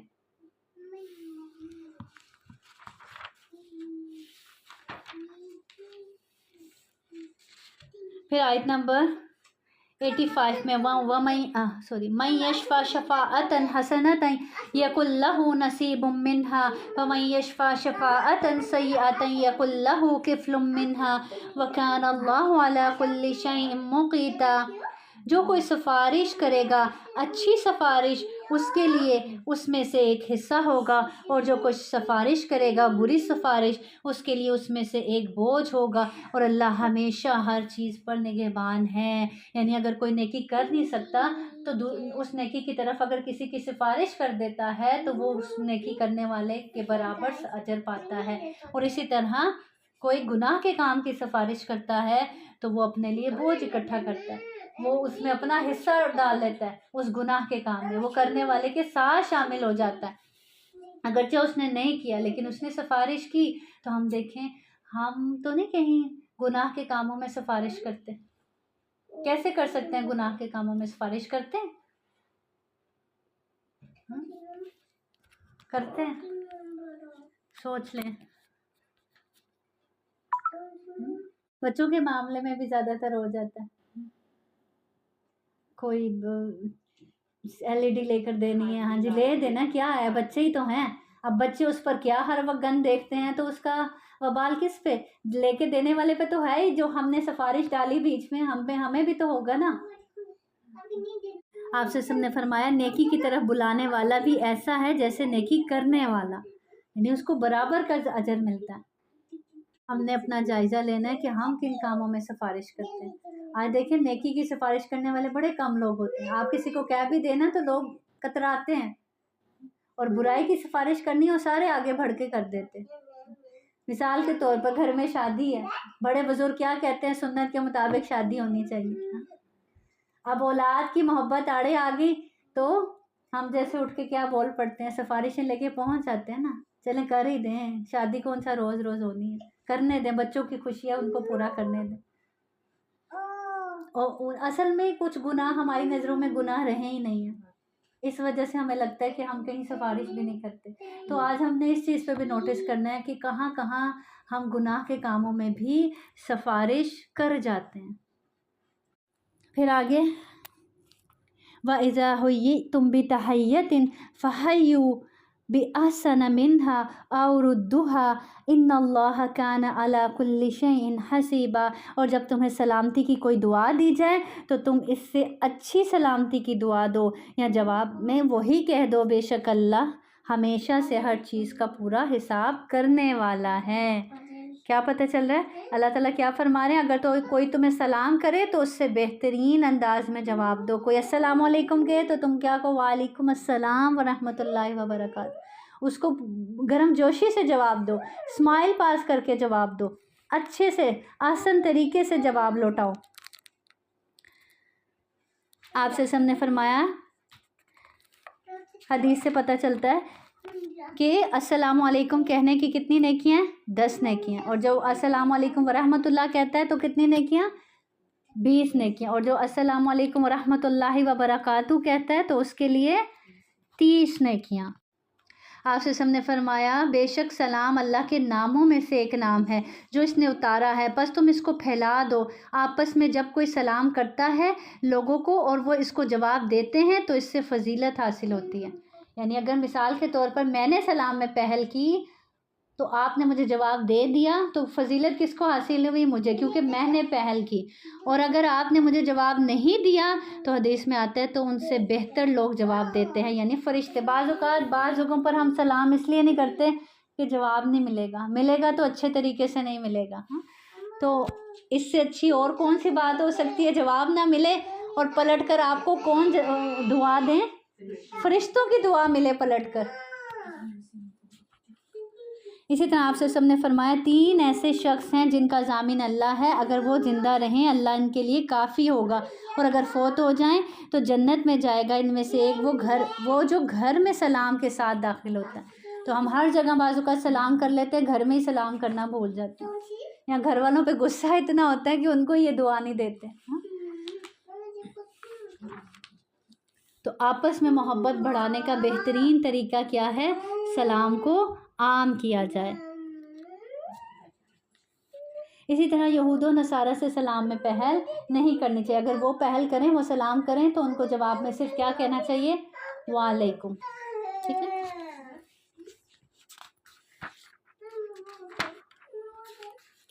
پھر آگے اللہ رب العزت آیت نمبر 92 میں فرماتے ہیں، اس میں قتل کا ذکر ہے کہ اگر غلطی سے قتل ہو جائے، اور کسی مومن کا کبھی یہ کام نہیں کہ کسی مومن کو قتل کرے مگر غلطی سے۔ مومن کبھی کسی مومن کو اللہ تعالیٰ فرما رہے ہیں جان بوجھ کے قتل نہیں کر سکتا، لیکن ہاں مومن کی جان اللہ تعالیٰ کو اتنی پیاری ہے، مومن کی جان کی اللہ کے ہاں اتنی ویلیو ہے کہ اللہ تعالیٰ کہنے اگر غلطی سے بھی قتل ہو گیا تو بھی تمہیں اس کی دیت ادا کرنی ہے، تمہیں اس کا خمیازہ بھگتنا پڑے گا۔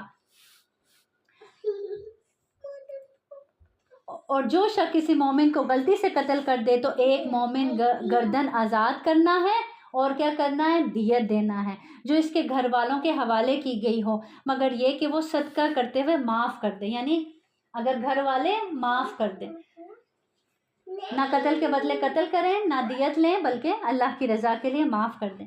پھر اگر وہ اس قوم سے ہو جو تمہاری دشمن ہے اور وہ مومن ہو تو ایک مومن گردن آزاد کرنا ہے، اور اگر اس قوم میں سے ہو کہ تمہارے درمیان اور ان کے درمیان عہد و پیمان ہو تو اس کے گھر والوں کے حوالے کی گئی دیت ادا کرنا ہے، اور ایک مومن گردن آزاد کرنا ہے۔ پھر جو نہ پائے، کیا نہ پائے؟ غلام آزاد کرنا نہ پائے تو پے در پے 2 مہینے کے مسلسل روزے رکھنے ہیں۔ جب بھی پے در پے روزوں کا ذکر آتا ہے تو اس کے لیے آتا ہے کہ اگر پھر ایک چھوڑ دیا تو پھر دوبارہ سے گنتی شروع کی جائے گی۔ یہ بطور توبہ اللہ کی طرف سے، اور اللہ ہمیشہ سب کچھ جاننے والا کمال حکمت والا ہے۔ یہ غلطی سے قتل کی توبہ ہے کہ توبہ سے پہلے یہ کرنا پڑے گا، پھر اللہ تعالیٰ توبہ قبول کرنے والا۔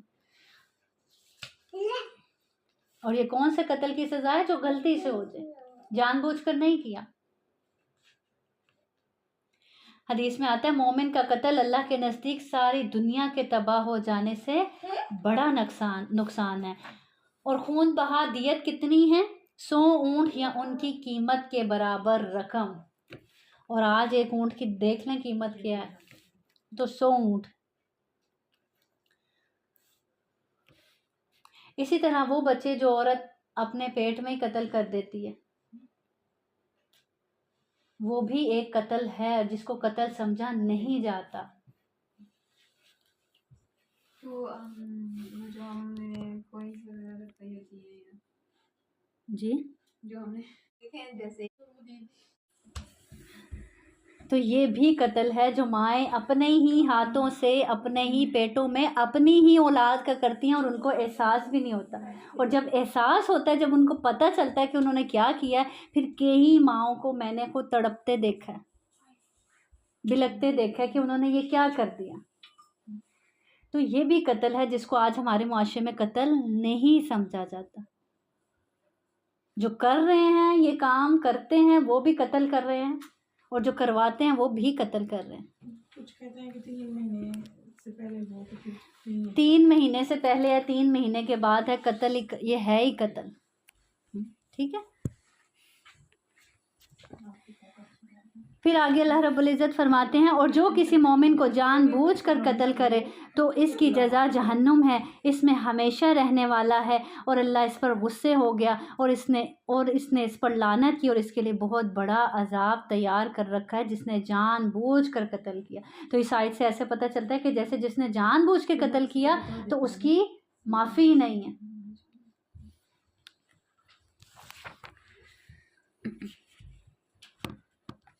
آپ سے سب نے فرمایا قیامت کے دن لوگوں میں سب سے پہلے خونوں کے بارے میں ہی فیصلہ کیا جائے گا۔ اور اسی طرح آخری پاروں میں آپ پڑھیں گے کہ زندہ گاڑی بھی بچیوں سے پوچھا جائے گا کیوں دفن کی گئی، اسی طرح وہ بچے جن کو قتل کیا اپنے پیٹوں میں ان سے بھی پوچھا جائے گا بتاؤ کیا جرم تھا تمہارا جو تمہارے ہی والدین نے اپنے ہاتھوں سے تمہیں قتل کیا یا قتل کروایا۔ فرق صرف اتنا ہے، وہ ابھی ہاتھ میں نہیں آئی اولاد ہے تو وہ بھی آپ کی اولاد نا، تو کیا جواب دیں گے؟ کیا قیامت کے روز اس اولاد کا سامنا کر سکیں گے کہ جس کو اپنے ہاتھوں سے قتل کروایا؟ وہ چونکہ ابھی ہمیں نظر نہیں آئی اس لیے اس کا کوئی درد، کوئی احساس نہیں ہے ہمارے دلوں میں۔ تو یہ چیز بہت بڑھتی جا رہی ہے اور اتنا آسان ہو گیا لوگوں کے لیے یہ قتل کرنا کہ اس کو قتل سمجھا بھی نہیں جاتا، اس لیے آسان ہو گیا۔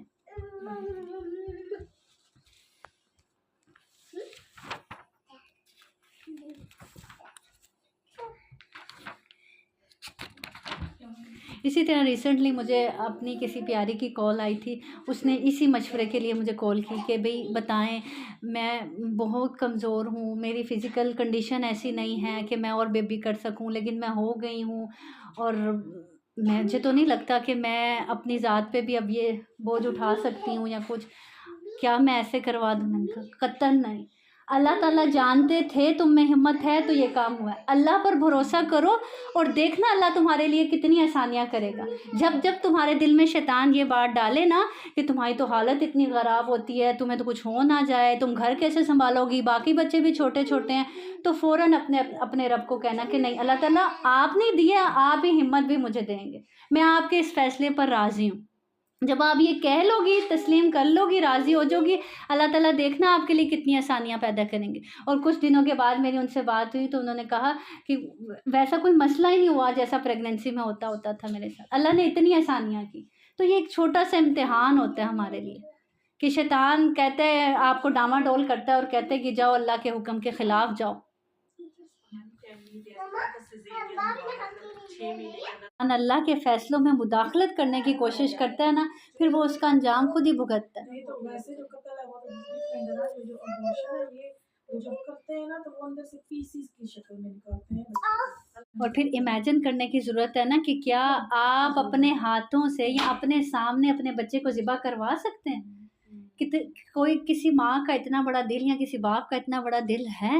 یہ سوچنے اور سمجھنے کی بات ہے۔ ہم کہتے ہیں ہم بڑے شعور والے، ہم بڑے عقل مند ہیں، اور سب لوگ وہ جو کروانے جاتے ہیں وہ اپنے آپ کو بڑا عقل مند سمجھ رہے ہوتے ہیں کہ ہم بڑے عقل مند ہیں، ہم نے اچھا فیصلہ لیا، لیکن عقل کہاں چلی گئی کہ اپنے ہی خون کو، اپنے ہی جسم کو ایسے چھری چاقو سے کٹوا رہے ہوتے۔ اور کبھی آپ ایبورشن کرتے ہوئے دیکھ لینا کہ کس طرح وہ ہاتھ اور ٹکڑے پاؤں کے اور جسم کے کتنا چھوٹے چھوٹے ٹکڑے وہ کاٹ کے اندر سے نکال رہے ہوتے ہیں۔ آگے چلتے ہیں۔ پھر آگے ہجرت کا ذکر ہے آیت نمبر 97 میں۔ اللہ تعالیٰ فرماتے ہیں بے شک وہ لوگ جنہیں فرشتے اس حال میں قبض کرتے ہیں کہ وہ اپنی جانوں پر ظلم کرنے والے ہوتے ہیں، کہتے ہیں تم کس کام میں تھے؟ وہ کہتے ہیں ہم اس سرزمین میں نہایت کمزور تھے۔ وہ کہتے ہیں کہ اللہ کی زمین وسیع نہ تھی کہ تم اس میں ہجرت کر جاتے۔ آج ہم بھی یہی بہانے لگاتے ہیں نا، ہم کہتے ہیں کہ کیا کریں، ماحول ہی ایسا ہے، اب کہاں سے بچوں کو روکے؟ تو اگر ماحول ایسا ہے وہاں پہ آپ کے دین پر عمل کرنا مشکل ہو رہا ہے تو کیا کہا جائے گا؟ اللہ کی زمین وسیع نہ تھی، وہ چھوڑ دیتے اس ماحول کو، ہجرت کر جاتے۔ تو اصل میں ہجرت کیا ہے؟ آپ سے ہم سے پوچھا گیا کون سی ہجرت افضل ہے؟ آپ سے ہم نے فرمایا گناہوں کی زندگی کو چھوڑ دینا، یہ بھی ایک ہجرت ہے۔ اور ہاں، اگر کسی ماحول میں آپ کے لیے نیکی پر عمل کرنا مشکل ہو رہا ہو تو اس ماحول کو چھوڑ دو اللہ کے دین کی خاطر، اور اگر تم اس کو چھوڑو گی اللہ کے لیے تو پھر آگے آیت نمبر 100 میں اللہ تعالیٰ فرماتے ہیں وہ شخص جو اللہ کے راستے میں ہجرت کرے وہ زمین میں پناہ کی بہت سی جگہ اور بڑی وسعت پائے گا۔ ایسا نہیں اللہ اس کو بے یار و غیر مددگار چھوڑ دے گا، وہ اللہ کے لیے قدم اٹھائے گا تو اللہ تعالیٰ کہہ رہے ہیں جگہ بھی ملے گی، ٹھکانہ بھی ملے گا، رزق بھی ملے گا، ہر چیز میں وسعت ملے گی اللہ کی طرف سے، بس قدم اٹھاؤ اپنے رب کی خاطر۔ اور جب تم زمین میں سفر کرو تو تم پر کوئی گناہ نہیں کہ نماز کو کچھ کم کر لو۔ یہاں پہ قصر نماز کا ذکر کیا گیا آیت نمبر 101 میں کہ یہ بھی اللہ رب العزت کی طرف سے رخصت ہے، تحفہ ہے کہ سفر میں آپ اللہ رب العزت نے نماز کو قصر کر دیا۔ وہ قصر کیسے؟ فجر کی پوری نماز ہے، ظہر کے صرف 2 فرض پڑھے جائیں گے، عصر کے بھی صرف 2 فرض، اسی طرح مغرب کے پورے 3 فرض پڑھے جائیں گے، اور اسی طرح عشاء کے بھی 2 فرض ہیں اور وتر لازمی ہے، ٹھیک ہے۔ تو اکثر لوگ اس میں بھی فخر کرتے ہیں کہ ہم تو پوری پڑھیں گے، ہم کون سا لاغر ہے یا ہم پر کون سا جنگ کا سماں چل رہا ہے۔ نہیں، یہ اللہ کی طرف سے تحفہ ہے، اللہ نے رخصت دی ہے تو اس کو خوشی سے قبول کرنا چاہیے۔ اس وقت اس رخصت کو لینے میں ثواب ہے، ٹھیک ہے۔ پھر آگے دیکھیں جنگ میں نماز کا ذکر ہے کہ جنگ میں کس طرح نماز پڑھی جائے گی، اس کا طریقہ بتایا جا رہا ہے۔ اور پھر دیکھیں جب جنگ میں نماز نہیں معاف تو پھر اور کون سی پیچھے صورت رہ جاتی ہے کہ جس میں نماز معاف ہو۔ اب وہ کیا طریقہ ہے؟ نماز خوف یعنی جنگ میں کیسے نماز ادا کی جائے گی؟ امام قبلہ رخ کھڑا ہوگا اور مسلمانوں کی ایک جماعت اس کے ساتھ نماز میں شریک ہوگی۔ اس عرصے میں مسلمانوں کی دوسری جماعت دشمن کے مقابلے پر کھڑی ہوگی، انہی کی طرف منہ کیے ہوئے۔ امام اپنے ساتھ والی جماعت کو پہلے 1 رکعت نماز پڑھائے گا، یہ جماعت اور 1 رکعت پڑھنے کے بعد پھر یہ جماعت کھڑی ہو جائے گی اور یہ اپنے لیے اپنی جگہ 1 رکوع اور سجدہ کرے گی۔ دوسری رکعت یہ خود پڑھیں گی، پھر یہ اس جگہ جائیں گی جہاں دوسری جماعت پہلے سے موجود تھی، اور دوسری جماعت اس جگہ نماز کے لیے آ جائے گی اور امام اس جماعت کو بھی 1 رکعت پڑھائے گا۔ اس طرح امام کی 2 رکعتیں ہو جائیں گی اور دوسری جماعت 1 رکوع اور 2 سجدے خود کریں گی، ٹھیک ہے۔ اس طرح امام 2 ہی پڑھائے گا لیکن ایک وہ امام کے ساتھ اور ایک خود۔ پھر آگے اللہ تعالیٰ ذکر کرتے ہیں 103 میں، پھر جب تم نماز پوری کر لو تو اللہ کو کھڑے بیٹھے اور پہلوؤں پر لیٹے یاد کرو، پھر جب تم مطمئن ہو جاؤ تب نماز کو اسی طریقے سے پڑھو، یعنی جب جنگ کا سماں ختم ہو جائے تو پھر نماز کو اسی طریقے سے ادا کرو۔ اور پھر نماز کے بعد کیا کرو؟ اٹھتے بیٹھتے بھی ایسا نہیں نماز میں اللہ کو یاد کر لیا تو بس ختم، اس کے بعد کوئی ذکر نہیں، پھر بھی اٹھتے بیٹھتے پہلوؤں پر اپنے رب کا ذکر کرتے رہو۔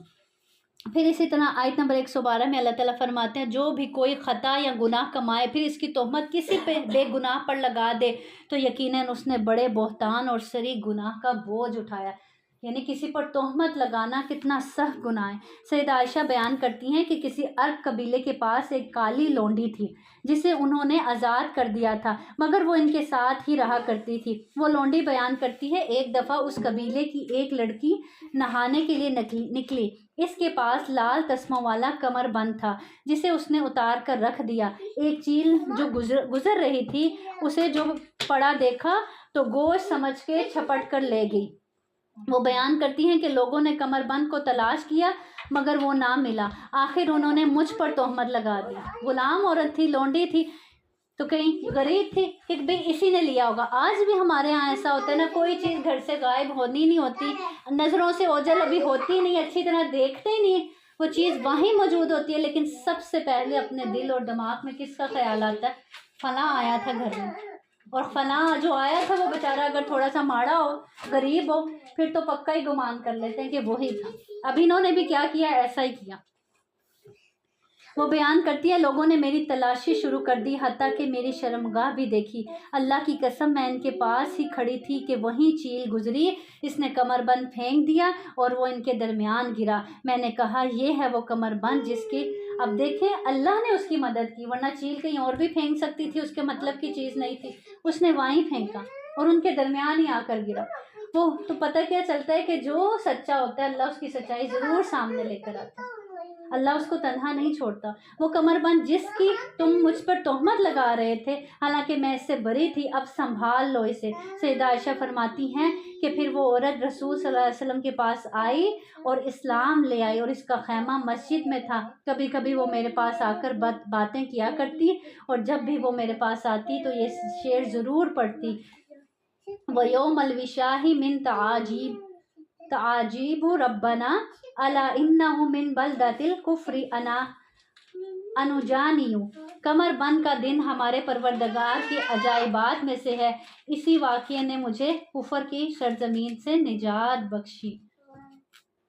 تو کبھی بھی کسی پر تہمت نہیں لگانی چاہیے جب تک کہ آپ نے اس کو اپنی آنکھوں سے نہیں دیکھا وہ کام کرتے ہوئے۔ پھر آگے آیت نمبر 114 میں سرگوشیوں کا ذکر ہے۔ اللہ تعالیٰ فرماتے ہیں ان کی بہت سی سرگوشیوں میں کوئی خیر نہیں سوائے اس شخص کے جو صدقے یا نیک کام یا لوگوں کے درمیان صلح کرانے کا حکم دے۔ اکثر سرگوشیاں جو ہوتی ہیں ان میں کوئی خیر نہیں ہوتی، ایسے ہی ہے نا، چھپ کے باتیں وہی ہوتی ہیں جس میں کوئی نہ کوئی غلط کچھ ہوتا ہے، یا کسی کی برائی ہوتی ہے، یا کسی کی غیبت ہوتی ہے، کسی کی چغلی ہوتی ہے۔ اللہ تعالیٰ کہنے سوائے اس شخص کی سرگوشی میں جو کسی صدقے یا نیک کام یا لوگوں کے درمیان صلح کرانے کا حکم دے۔ یہ سرگوشی ہم کرتے نہیں، اصل میں تو اس کے لیے سرگوشی کرنی چاہیے، اور یہ والے کام ہم کھل کے کرتے ہیں تاکہ لوگوں کو پتہ چلے ہم کتنے نیک ہیں۔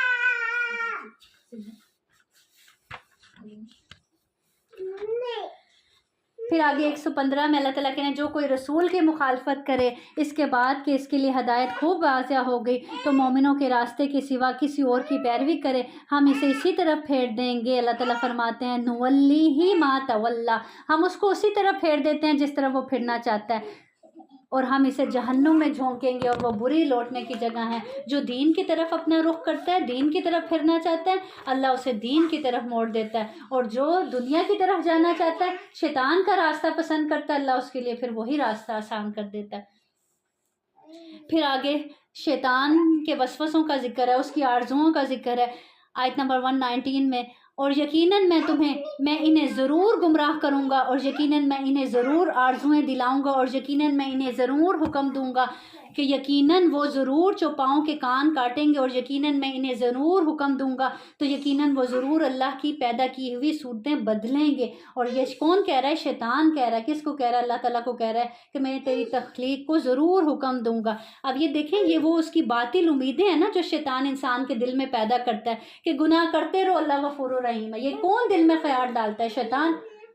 گناہ کرتے رہتے ہیں، اچھا کہتے ہیں کوئی نہیں، چل کوئی نہیں، اللہ غفور الرحیم ہے۔ مسلمان کے دل میں ایمان ہونا چاہیے، اللہ سے محبت ہونی چاہیے، نماز پڑھے نہ پڑھے، نماز تو بعد کی بات، آنکھوں میں حیا ہونی چاہیے، پردہ کرو نہ کرو۔ تو یہ کس کی طرف سے آرزو ہیں؟ کس کی طرف سے وسوسات ہیں؟ شیطان کی طرف سے۔ اور اس نے کیا کہا تھا کہ میں خلق اللہ میں تبدیلی کروں گا، اور آج کروا رہا ہے نا تبدیلی۔ آج کیسے چہرے بگاڑ رہی ہیں عورتیں، ہونٹوں کی شیپ بدلی جا رہی ہے، آئی بروز تبدیل کی جا رہی ہیں، اپنی مرضی سے اللہ کی شکلوں کو ہے بنائی ہوئی شکلوں کو تبدیل کیا جا رہا ہے، مرد عورت بن رہا ہے۔ بالکل تو اللہ کی خلق میں تبدیلی کی جا رہی ہے، اور انہیں وعدہ دیتا ہے اور انہیں آرزویں دلاتا ہے، اور شیطان انہیں دھوکے کے سوا کچھ وعدہ نہیں دیتا، اس کے وعدے ہمیشہ دھوکے کے ہی وعدے ہوتے ہیں۔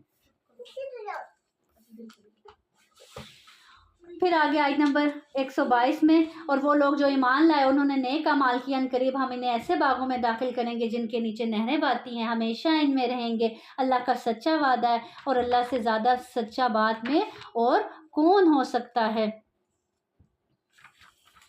پھر اس کے بعد آیت نمبر 128 میں دیکھیے، یہاں پہ پھر سے ذکر ہے خاوند اور بیوی کا۔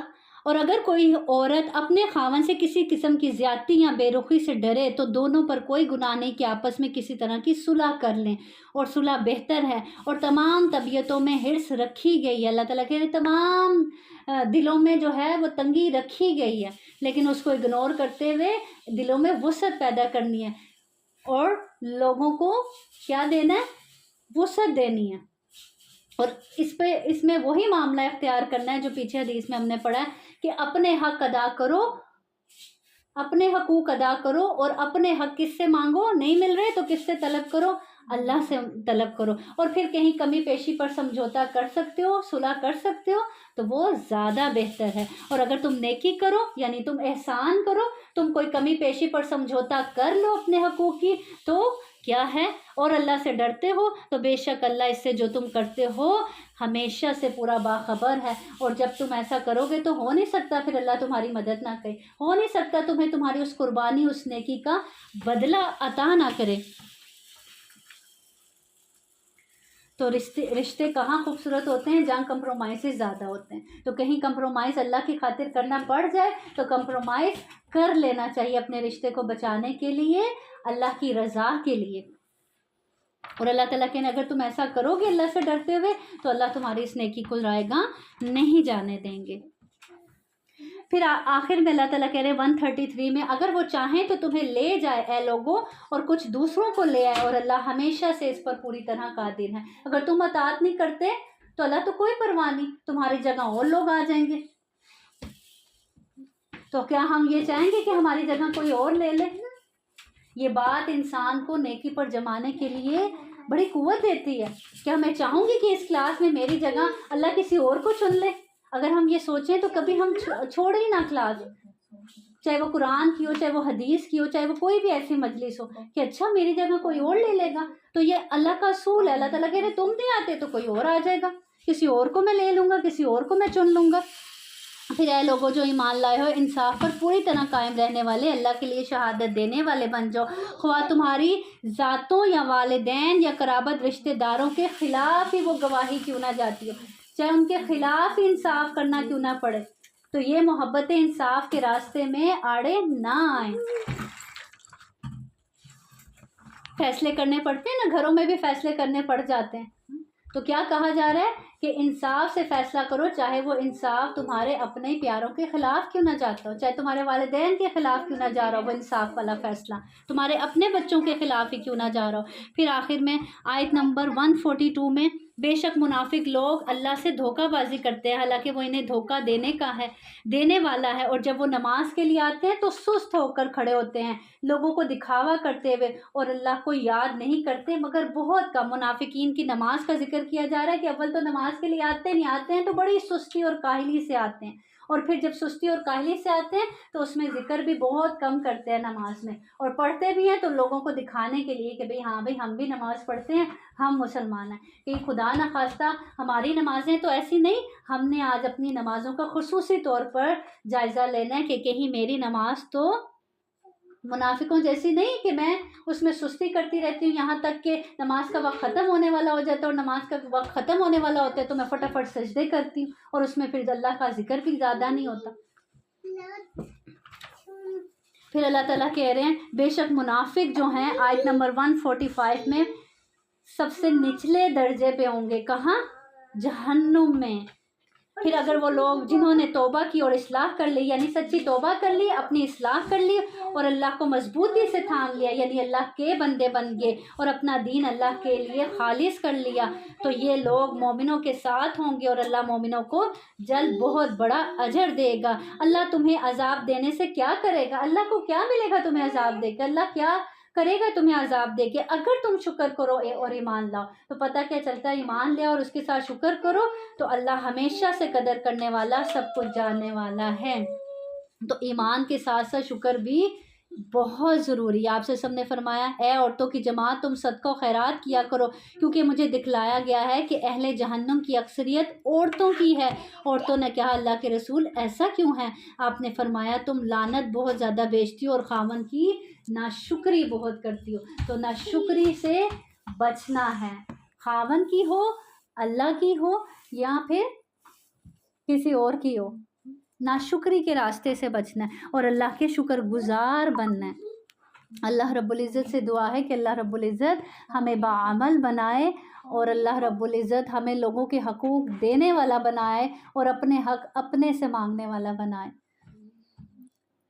وآخر دعوانا الحمد للہ رب العالمین، سبحان ربک رب العزت عما یصفون وسلام علی المرسلین والحمد للہ رب العالمین والحمد للہ رب العالمین۔ سبحانک اللہم وبحمدک، اشہد ان لا الہ الا انت، استغفرک واتوب الیک۔ والسلام علیکم ورحمۃ اللہ وبرکاتہ۔ والمحصنات من النساء إلا ما ملكت أيمانكم كتاب الله عليكم، وأحل لكم ما وراء ذلكم أن تبتغوا بأموالكم محصنين غير مسافحين، فما استمتعتم به منهن فآتوهن أجورهن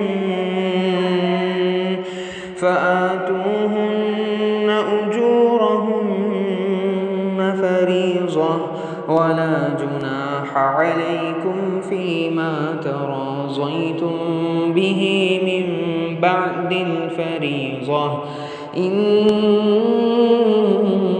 الله كان عليما حكيما۔